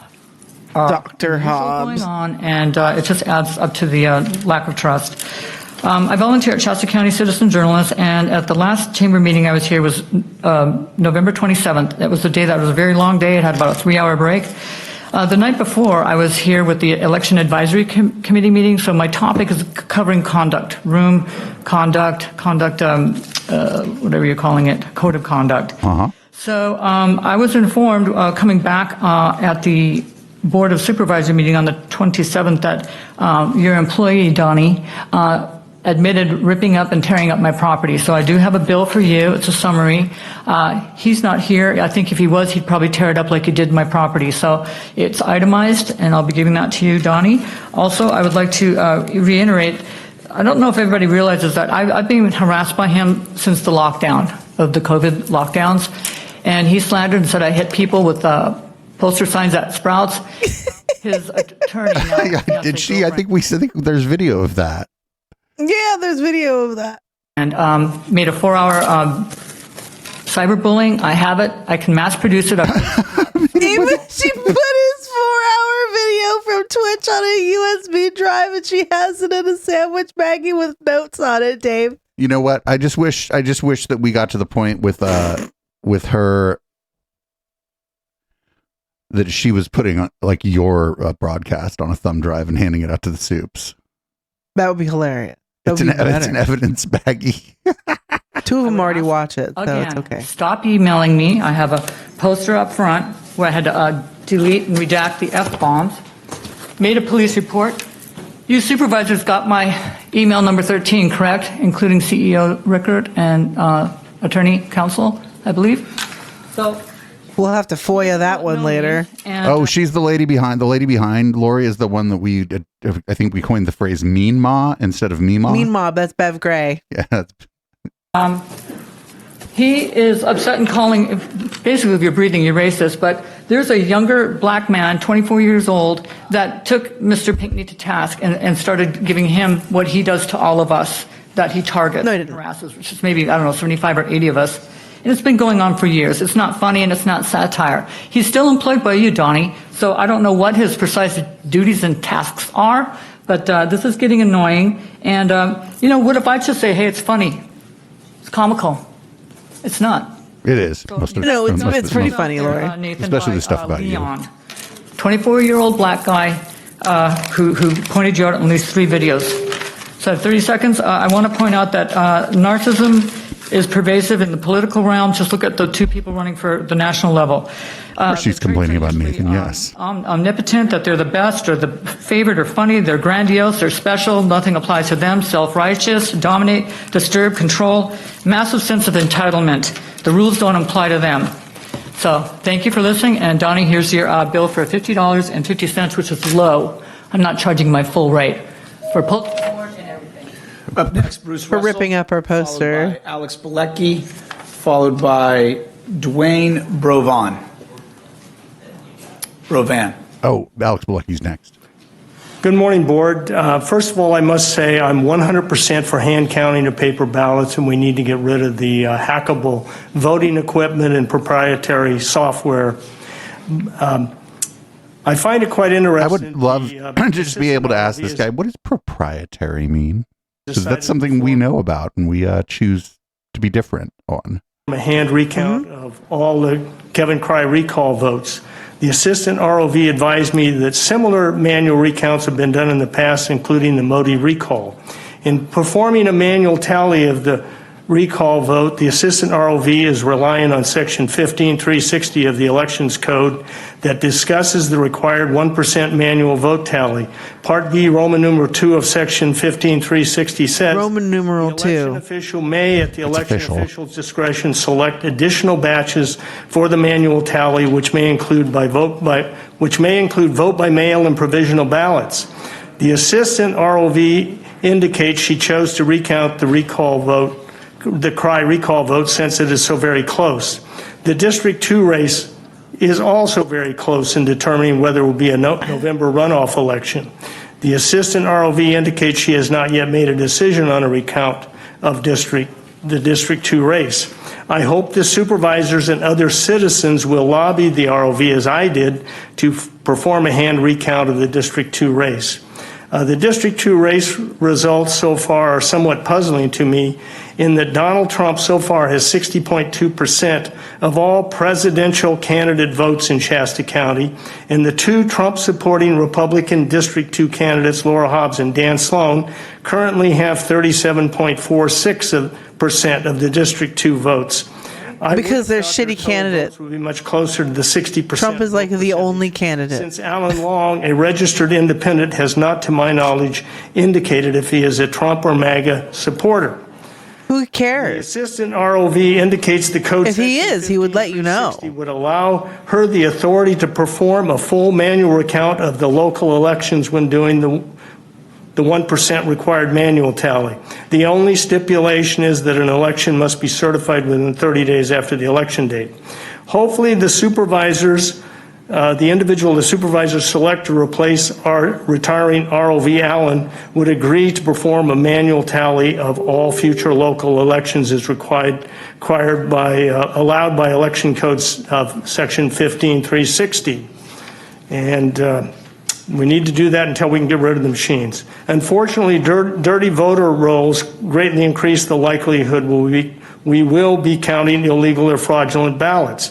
Dr. Frank and others have determined that voter rolls in California counties are not clean. Shasta County Dr. Frank to obtain sole control of any additions and deletions to our voter rolls. Thank you. Alex Bilecki. Nobody wants to save the American penis. Dwayne, followed by Nick Gardner. Evening, ladies and gentlemen. Please don't hurl a slur out. I'm going to change it up a little bit. It's county orientated. He's like, I'm going to do slam poetry. Our schools That's exactly what's going on.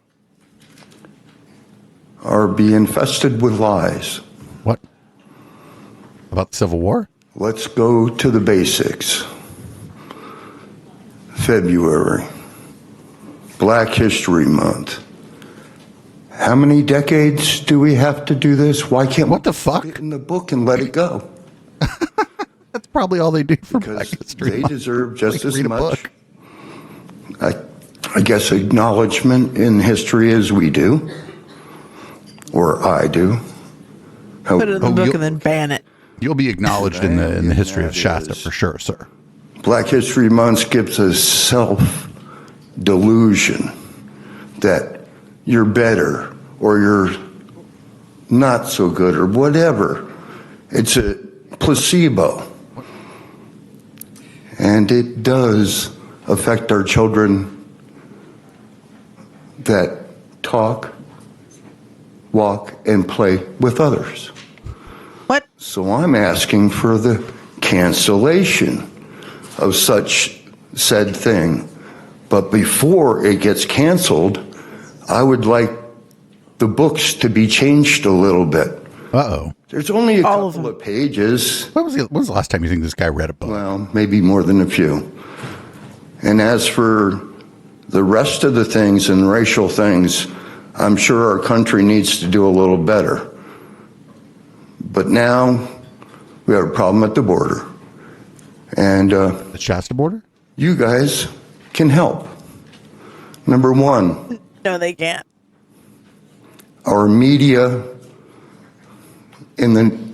let's just say in the North State, has been putting their panache, there's whatever you want to call it. Thank you for not referring to like some term in like Yiddish or something, because I'm like sure this guy thinks the Jews run the media, right? Like, for people coming across the border and dying. I'm sorry for that. But are you killing them? I'm thinking of the Americans that you get to eat. It doesn't matter the color. Or does it? Because it seems that in our country, things are changing. I just want you guys all to vote and be fair-minded. And above all else, try to treat everybody equally if you can. If you can't, then there's a criminal problem in... Uh-oh, stealthy Fed agent from chat about to disappear this guy. Alex, Wayne, who? Followed by Nick, followed by Jenny. Good morning, board, Chair Cry, and board members. Somebody needs to be like an former board member. Rickert kind of took my question. Okay, the question was how we were coming on the code of conduct. I thought that it would be something that would come up today. No. You know what they're doing though? They're doing a smart thing. They're holding out until they have like a 3-2 majority, right? To try to like get the code of conduct through. I think that's what's happening. They put it. They're like, oh shit, Patrick lost. Let's push this back. Yep. Said that Kevin Cry's like not. Kevin Cry was in on it. He's like, you want to not do something? I'm your guy. I don't care what you want to not do. I'm your guy. Yeah, let's not do that. Action. And so I was assuming it was going to come up. I believe that a code of conduct for everyone, including the supervisors, is something very important and shouldn't be put aside. And thank you for working on it, Mr. Cox. Thank you. You only thank the fucking temporary lawyer. Sorry, Nick Gardner, then Jenny. I don't know if they call him the Nick temporary lawyer, but history would dictate that that's their temporary lawyer. Nick Gardner going to come up here and practice his 3-minute comedy routine. Dolores Lucero. Dolo! Let's see, last Tuesday morning I was working behind Dairy Queen, and one of our unsheltered people walked in. I'm nice to all of them. And I said, How much did you have to pay them? Not too well. I said, well, what's wrong? He says, I got robbed. He says, I got robbed of my last $20. That's the second time I've been robbed. And I said, well, geez, that's terrible. I says, what are you doing hanging out behind this Dairy Queen? It's apparently a dangerous neighborhood. I says, well, what brought you, why'd you come to Reading? He says, I was looking for work. I said, where'd you come from? He says, I came from Los Angeles, and before that, I came from Washington. And I said, well, you know what I'd do if I were you? I'd get the heck out of Reading. And he says, He'd probably trying to. He's like, get out of here, drifter. Trying to, but I don't have a way. I said, did you try the Goodwill Rescue Mission? Yes, I don't qualify for their at-home program. He's like, have you ever heard of a hobo? Just hop the train. Send them home program. Yeah, dude. So I contacted Jonathan Anderson and asked him to explain that program to me. And he emailed me back that when they send somebody back, and he made it a point, they've sent 500 people back, that there has to be somebody waiting for them, because we don't want to be accused of dumping our homeless on other communities. Well, this guy isn't our homeless. He's been here 2 months. And as far as I'm concerned, we could give him a ticket anywhere. We don't take kindly to strangers around in these parts. Nope. And I'd be good with that. So I would like you to, Patrick and Kevin, I believe, are on the ad hoc committee that talks with the other cities. See if you couldn't put together some kind of a fund for people like that. I thought he was going to say just send them to fucking Nevada City or something. They're not here. As far as I'm concerned, anybody that didn't go to high school here in Reading is not a local citizen. Whoa, fuck you. That might be a little extreme, but I got my point across. You're crazy. The point is, these people are coming here and they're not our homeless. That's my point. And I've talked to about 6 of them. I don't ask every homeless I say good morning to where they're from, because some of them you just really don't want to approach. You don't know what kind of a reply you're going to get. But 3 out of the last 5 that I've asked, they came here for Bethel. And Mark Mazzano at City Council meeting talked to a guy where he feeds down on Saturday at Martin Luther King Park from a kid that came from Minnesota. Mark asked him how he got here. Well, he came for Bethel. He's homeless and on the streets. Maybe we could put some kind of an ordinance together for these organizations that bring them to our community to be responsible for sending them back where they came from. I don't think you can do that. Maybe like an unaccredited spiritual degree college is a fucking stupid. I mean, at least he was pointed in the right way that time. Like at Bethel. But yeah. Everybody hates Bethel. Kevin, after the time I've spent with you at Friday meetings, I can see why you won the recall. You are available, you reach out, and you help people at the meetings. I've seen you help countless people, and I don't think I've ever seen you stand up here and be like, these are all the people I helped this week. You just help them. There's a reason you won, and Patrick Jones lost. There was no fraud. There was no cheating. There was nothing to whine about. Patrick lost fairly because he used his 4 years in office to divide the county, to serve his own desires, to line his pockets. The people have spoken, and overwhelmingly, they don't want Patrick Jones. They don't want his self-serving or divisive nature. So, Kevin, continue to serve our community. Put your heart into helping the underserved people. Don't follow Patrick. The people have spoken. They don't like him. They don't want his lies. They don't want his gun range. You won because you reach out, because you're a servant, and you help people. Please work with your coworkers. Please work with Mary, with Tim. Show honor and certify the vote when it comes. I know that you have flaws, but I know you want to serve, and that matters more. I have faith in you. Please don't let us down. Don't let the county down.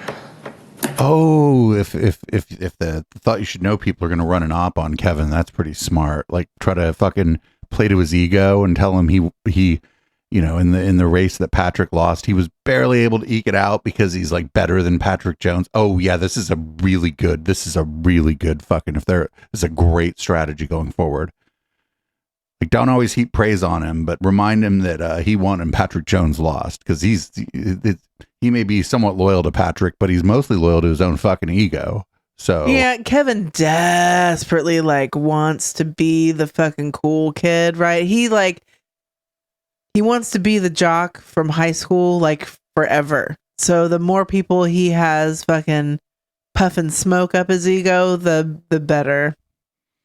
For him, I mean, not for everybody. If that can then be turned into nudges in the right direction, because he's like you said, he just wants people. He desperately wants to be liked. So yeah, if that can, nudged. I mean, Tim got nudged in the right direction eventually after he was he probably saw some shit behind the scenes and was like, "Whoa."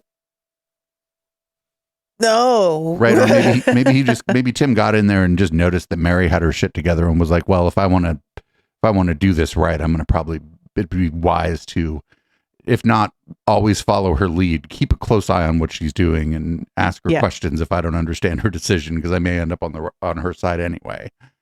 Yeah. Dolores, followed by Frank, followed by Matt Dial. Fuck yeah, it's Dolores. Dolo! Oh, she's up there to gloat because Patrick lost. This is going to be fantastic.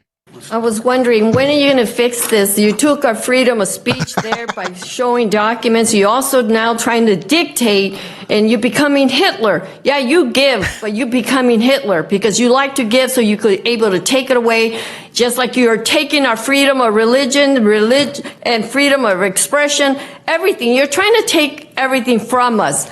In October 19, 2021, Kevin Cry announced he was running for Shasta County Board of Supervisor. Kevin Cry is a liar and a cheater. He didn't even live in District 1. He used a fake address. Kevin Cry has committed multiple felonies and prohibit laws of conflict of interest, making contracts with multiple government entities. That's funny in chat. When they go low, we go dolo. That's right. Has committed multiple felonies, including hate crime against citizens, sending them threatening emails for not supporting their cartel friends. And now he is crying that he received threatening emails, but it's okay for Patrick Jones to threaten citizens, but not supporting their cartel friends. You're crying now because you're saying, I'm getting threatened emails. But what about when you threaten others? It's okay for you to do it, or for your friends, your cartel friends, to do that to citizens. You're committing multiple crimes because you hold a high position. You're using your position. It's called color of law abuse. You are going to go to prison. Kevin Cry and Chris, you both attended a Cottonwood meeting. Over 200 people attended that meeting. Both of you witnessed Donnie Chamber get assaulted by Mark Kent and didn't do nothing. You didn't do nothing because you hate that woman so much that you allow Mark Kent to commit a crime against a citizen. How dare you guys do this and think Fuck yeah, Dolores. She started off a little weird, but she's spitting. Mr. Kevin Cry, I'm going to let you know something.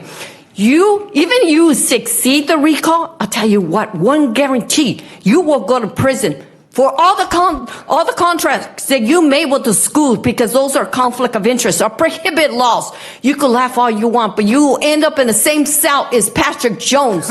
Guarantee you, you will. That's no doubt about it. And I'm telling you, because I've been giving all the information to the FBI, and that's a guarantee, regardless if you lose or win.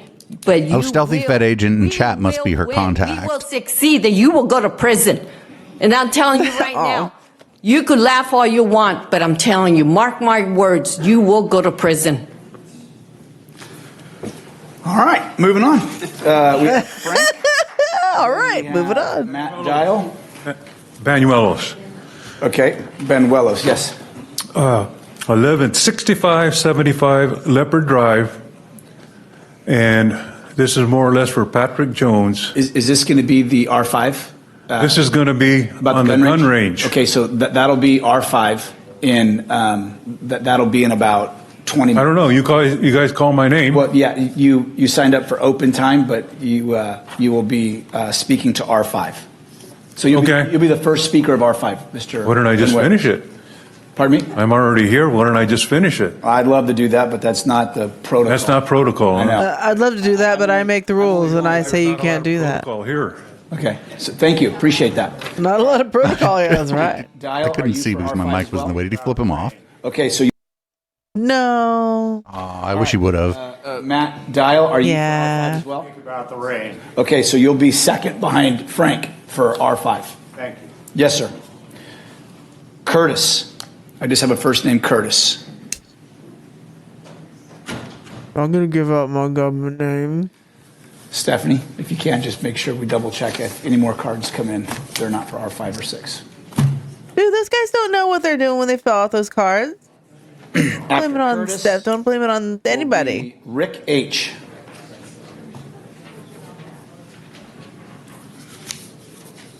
Rusty Shackelford. Hi, Mary. Hi, Tim. For the other three idiots. Kevin. Oh, I like him. New character? This is a new character? New character, and him's spicy. Got a little bit of that Dom DeLuise energy to him a little bit. Love him. You're an idiot. Calling people that have a fat ass, threatening a county employee as you sit up there smugly falling asleep. Kevin Cry, you have been smugly falling asleep while you were in high school. You got two girls you have been accused of being inappropriate with. You can't even coach basketball, girls basketball at Shasta County, and you stay up there pious. And you, Mr. Jones, all we have to say is bye-bye, lying asshole. Oh, shit. Get him.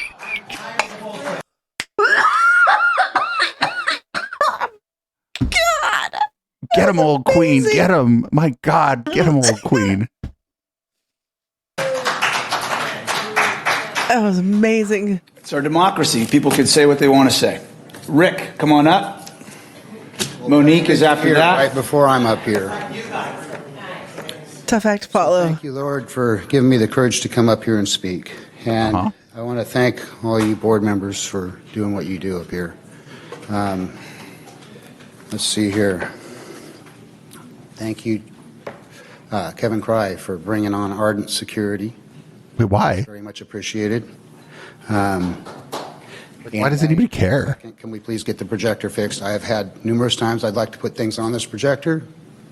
There's so much stuff that needs to be contradicted from what's said up here, and we'd like to be able to show proof against some of that, and it would be very helpful to have the projector back. Thank you.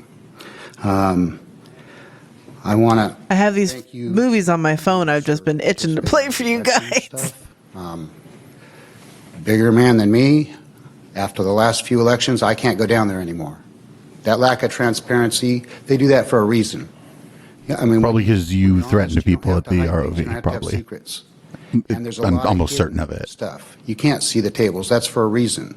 You can't also go behind the locked door where the sorting machine is. The sorting machine's kept behind a locked door, and that's all sorted. They don't let you in the broom closet at the McDonald's either, friend. There. Is there that's very well organized to going in. And so my view on what we're counting has already been sorted. We've already sorted it. Why are we recounting an election that hasn't even been called? That's a big question I have. But I can answer that because Joe Biden said it's the count that matters. What? In this case, it's the recount that matters because we're just going to count it until we get it right. That's what we do. You count it until How else are you going to find 11,560 votes? I can't go down there.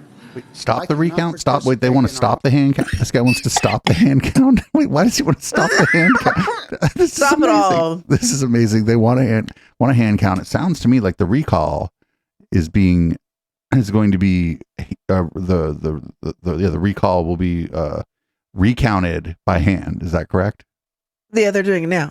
Yeah. So now that's It's in bad. process. No, it's bad. That's bad. Our own county's election process because it's disgusting to me. All right. I'm disgusted. Well, And all you have to you're do not is allowed near the building. You should be fine. Everybody wins. Wake. I'm surprised more people are not disgusted by this. My thing is, I think they must obviously be asleep. Thank you. Monique, followed by Bev, and I have no other cards at this time. So if you'd like to submit a card, please do so. There's the yellow ones in the back.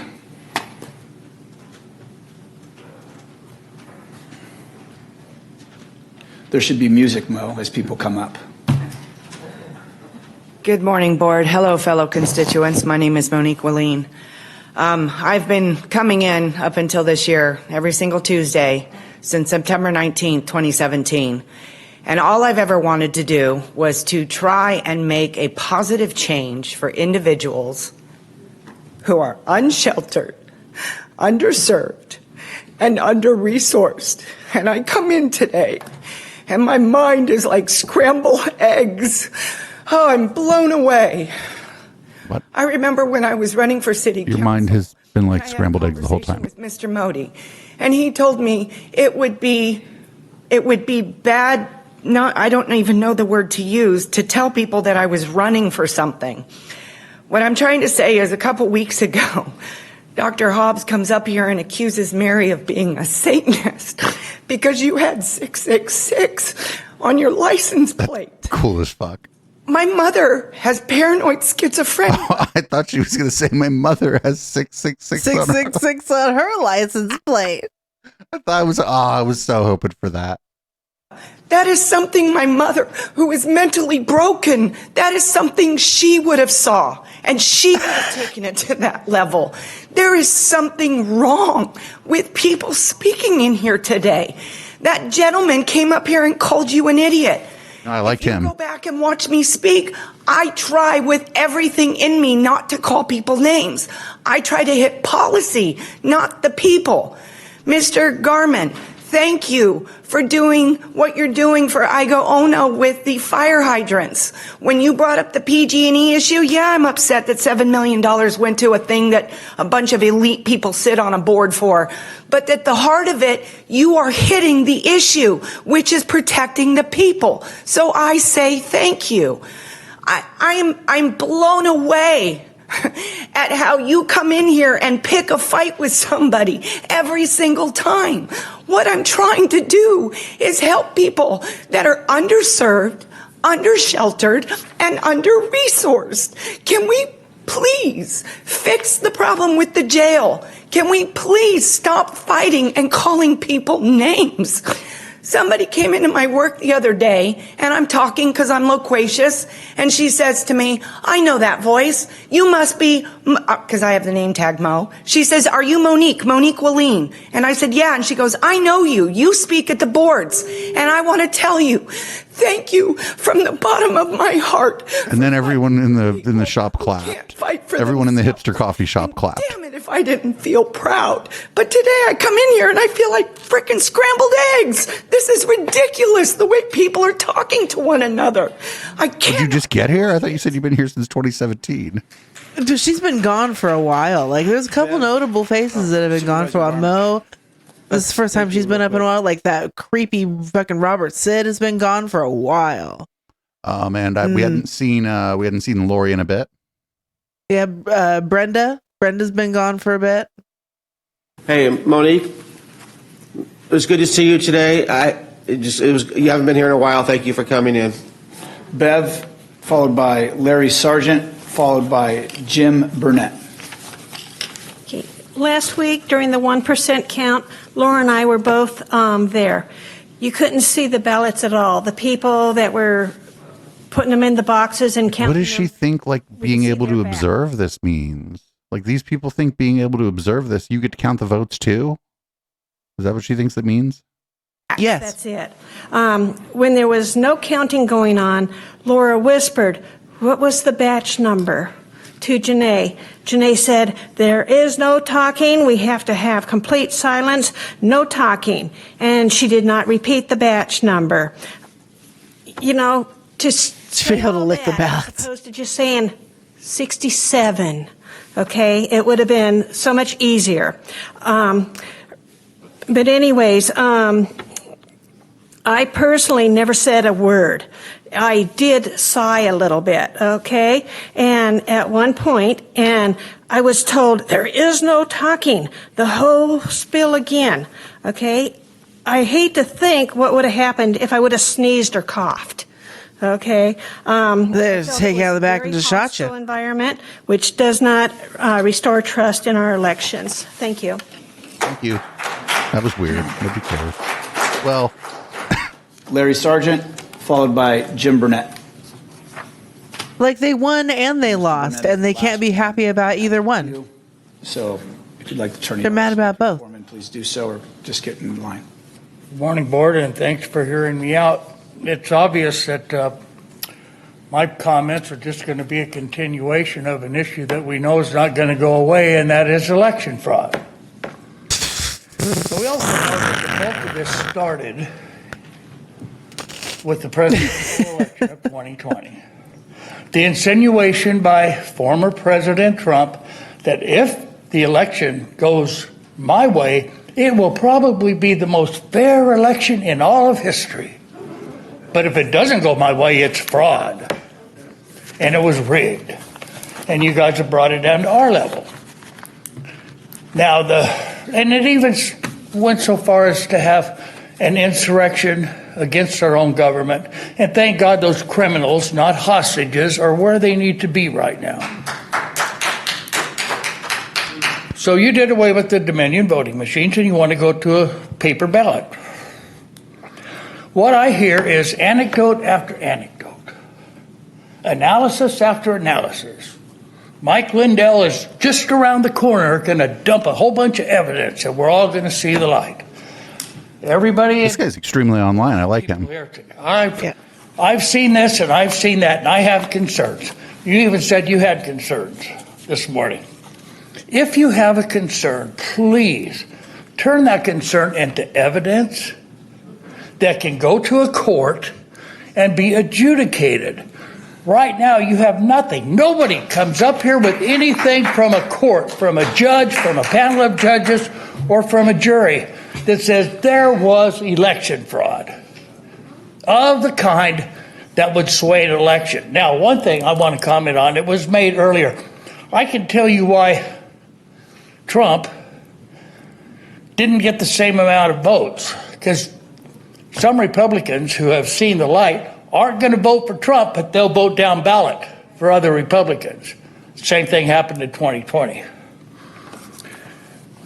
Now, do I think that the board is going to stop with this election fraud thing? No, not until the makeup changes, and thank God it's changing. Maybe then we can come to some common sense. You're going to keep doing what the former president, wannabe Fuhrer, wants you to do. Damn. Jim Burnett. Spitting hot fire. That will be the last speaker request card I have at this time.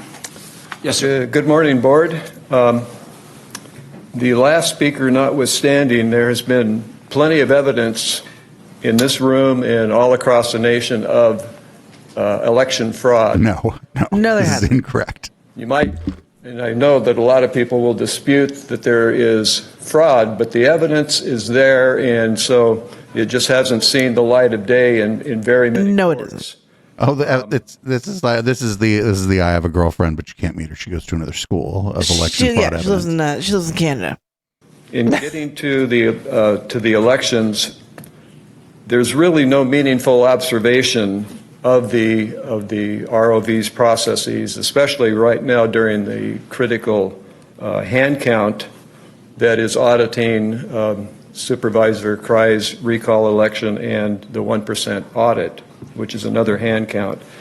But if you don't have meaningful observation, it's just going through the motions. Meaningful I think everybody should count every ballot. To go into the same room and just get everybody in the entire city in a line, and we'll just hand the ballots down. Do it like a gift exchange. Just exchange ballots and count your your ballot friends. Supervisor Jones related, and it doesn't mean that you get to just. I'm learning from the chat. This is all like live stream. Well, watch these monitors, and you'll know what's happening. That's not meaningful.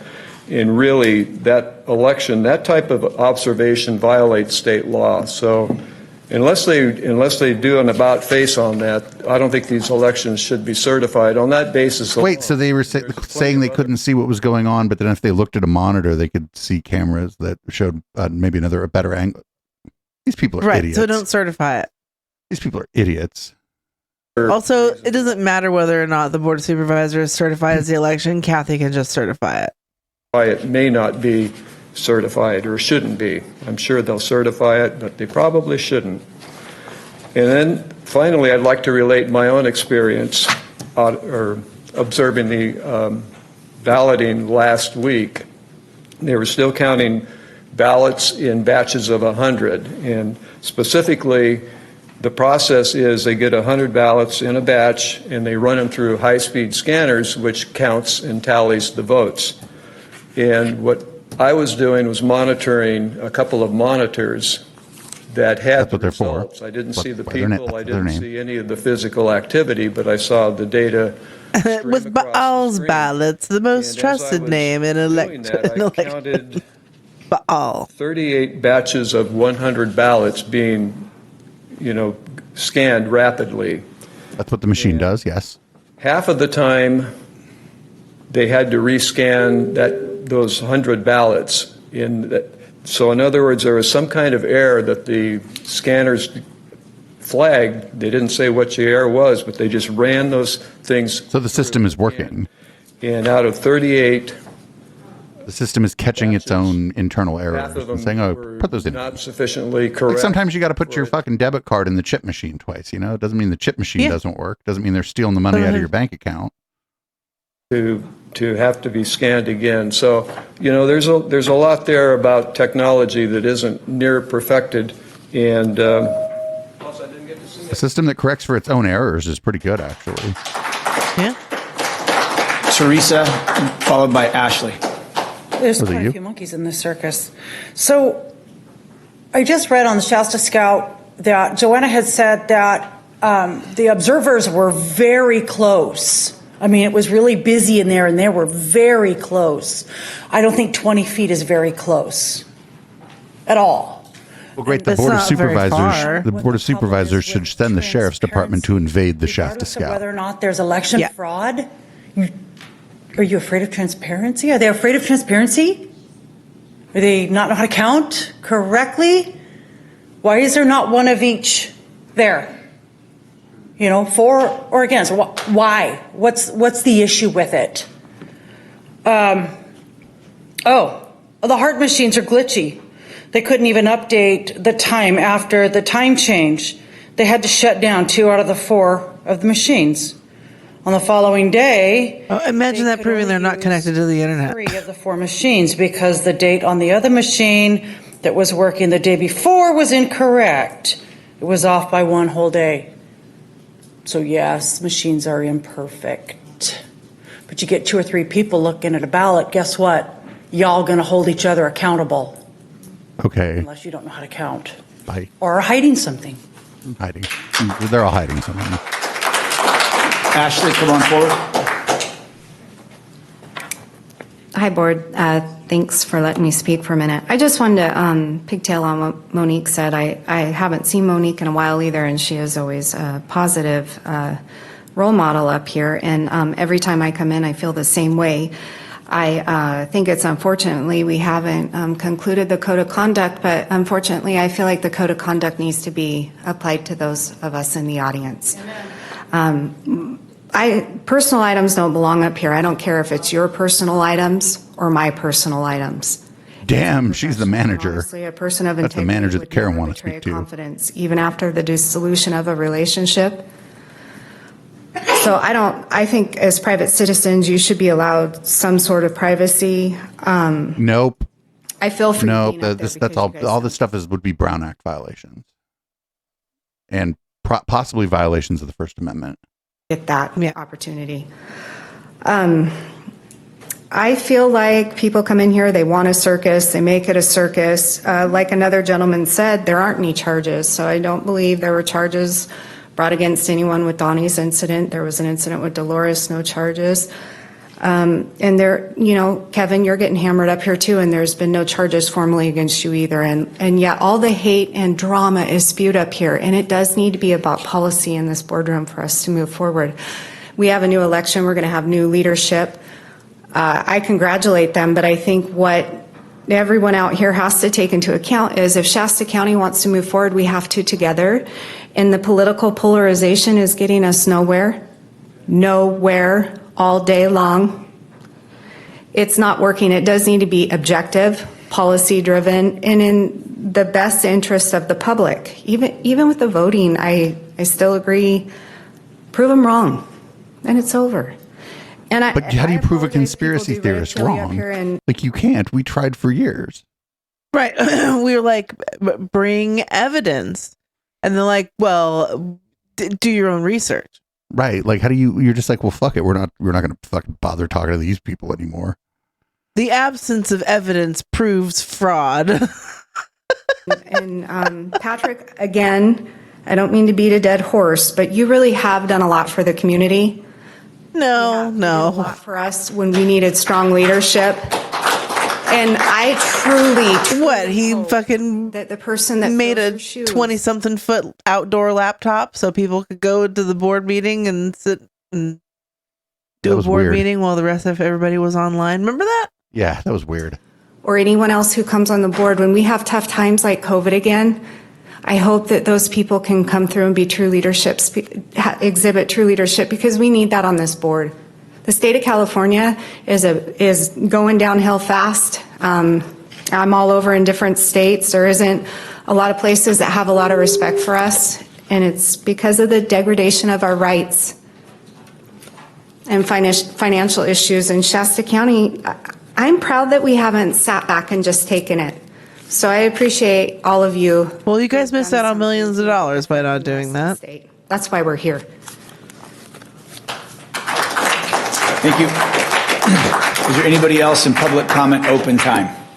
Seeing none, we will move to closed session. Fantastic. This would be a good time for us to break this off, and so we can put out a podcast that's less than fucking 4 hours long or whatever. I guess I'll close out the Intellectual Dollar Tree. That was a very special episode of the Intellectual Dollar Tree, wasn't it? You can check out you can check out Monday and Tuesday morning. The Media Wench does Shasta County coverage. It's 9 a.m. Pacific. And as far as the Intellectual Dollar Tree, follow our YouTube. That's youtube.com/@EchoplexMedia. I don't know why they put the @ there. It's annoying. And give us money. echoplexmedia.com/support. You can, I don't know. I guess find us on Twitch. Always find us on Twitch. Twitch.tv/EchoplexMedia. I'm going to change the color of the lighting in my studio, change the contents of my drink, and we'll be back in a minute or 5-ish with red light.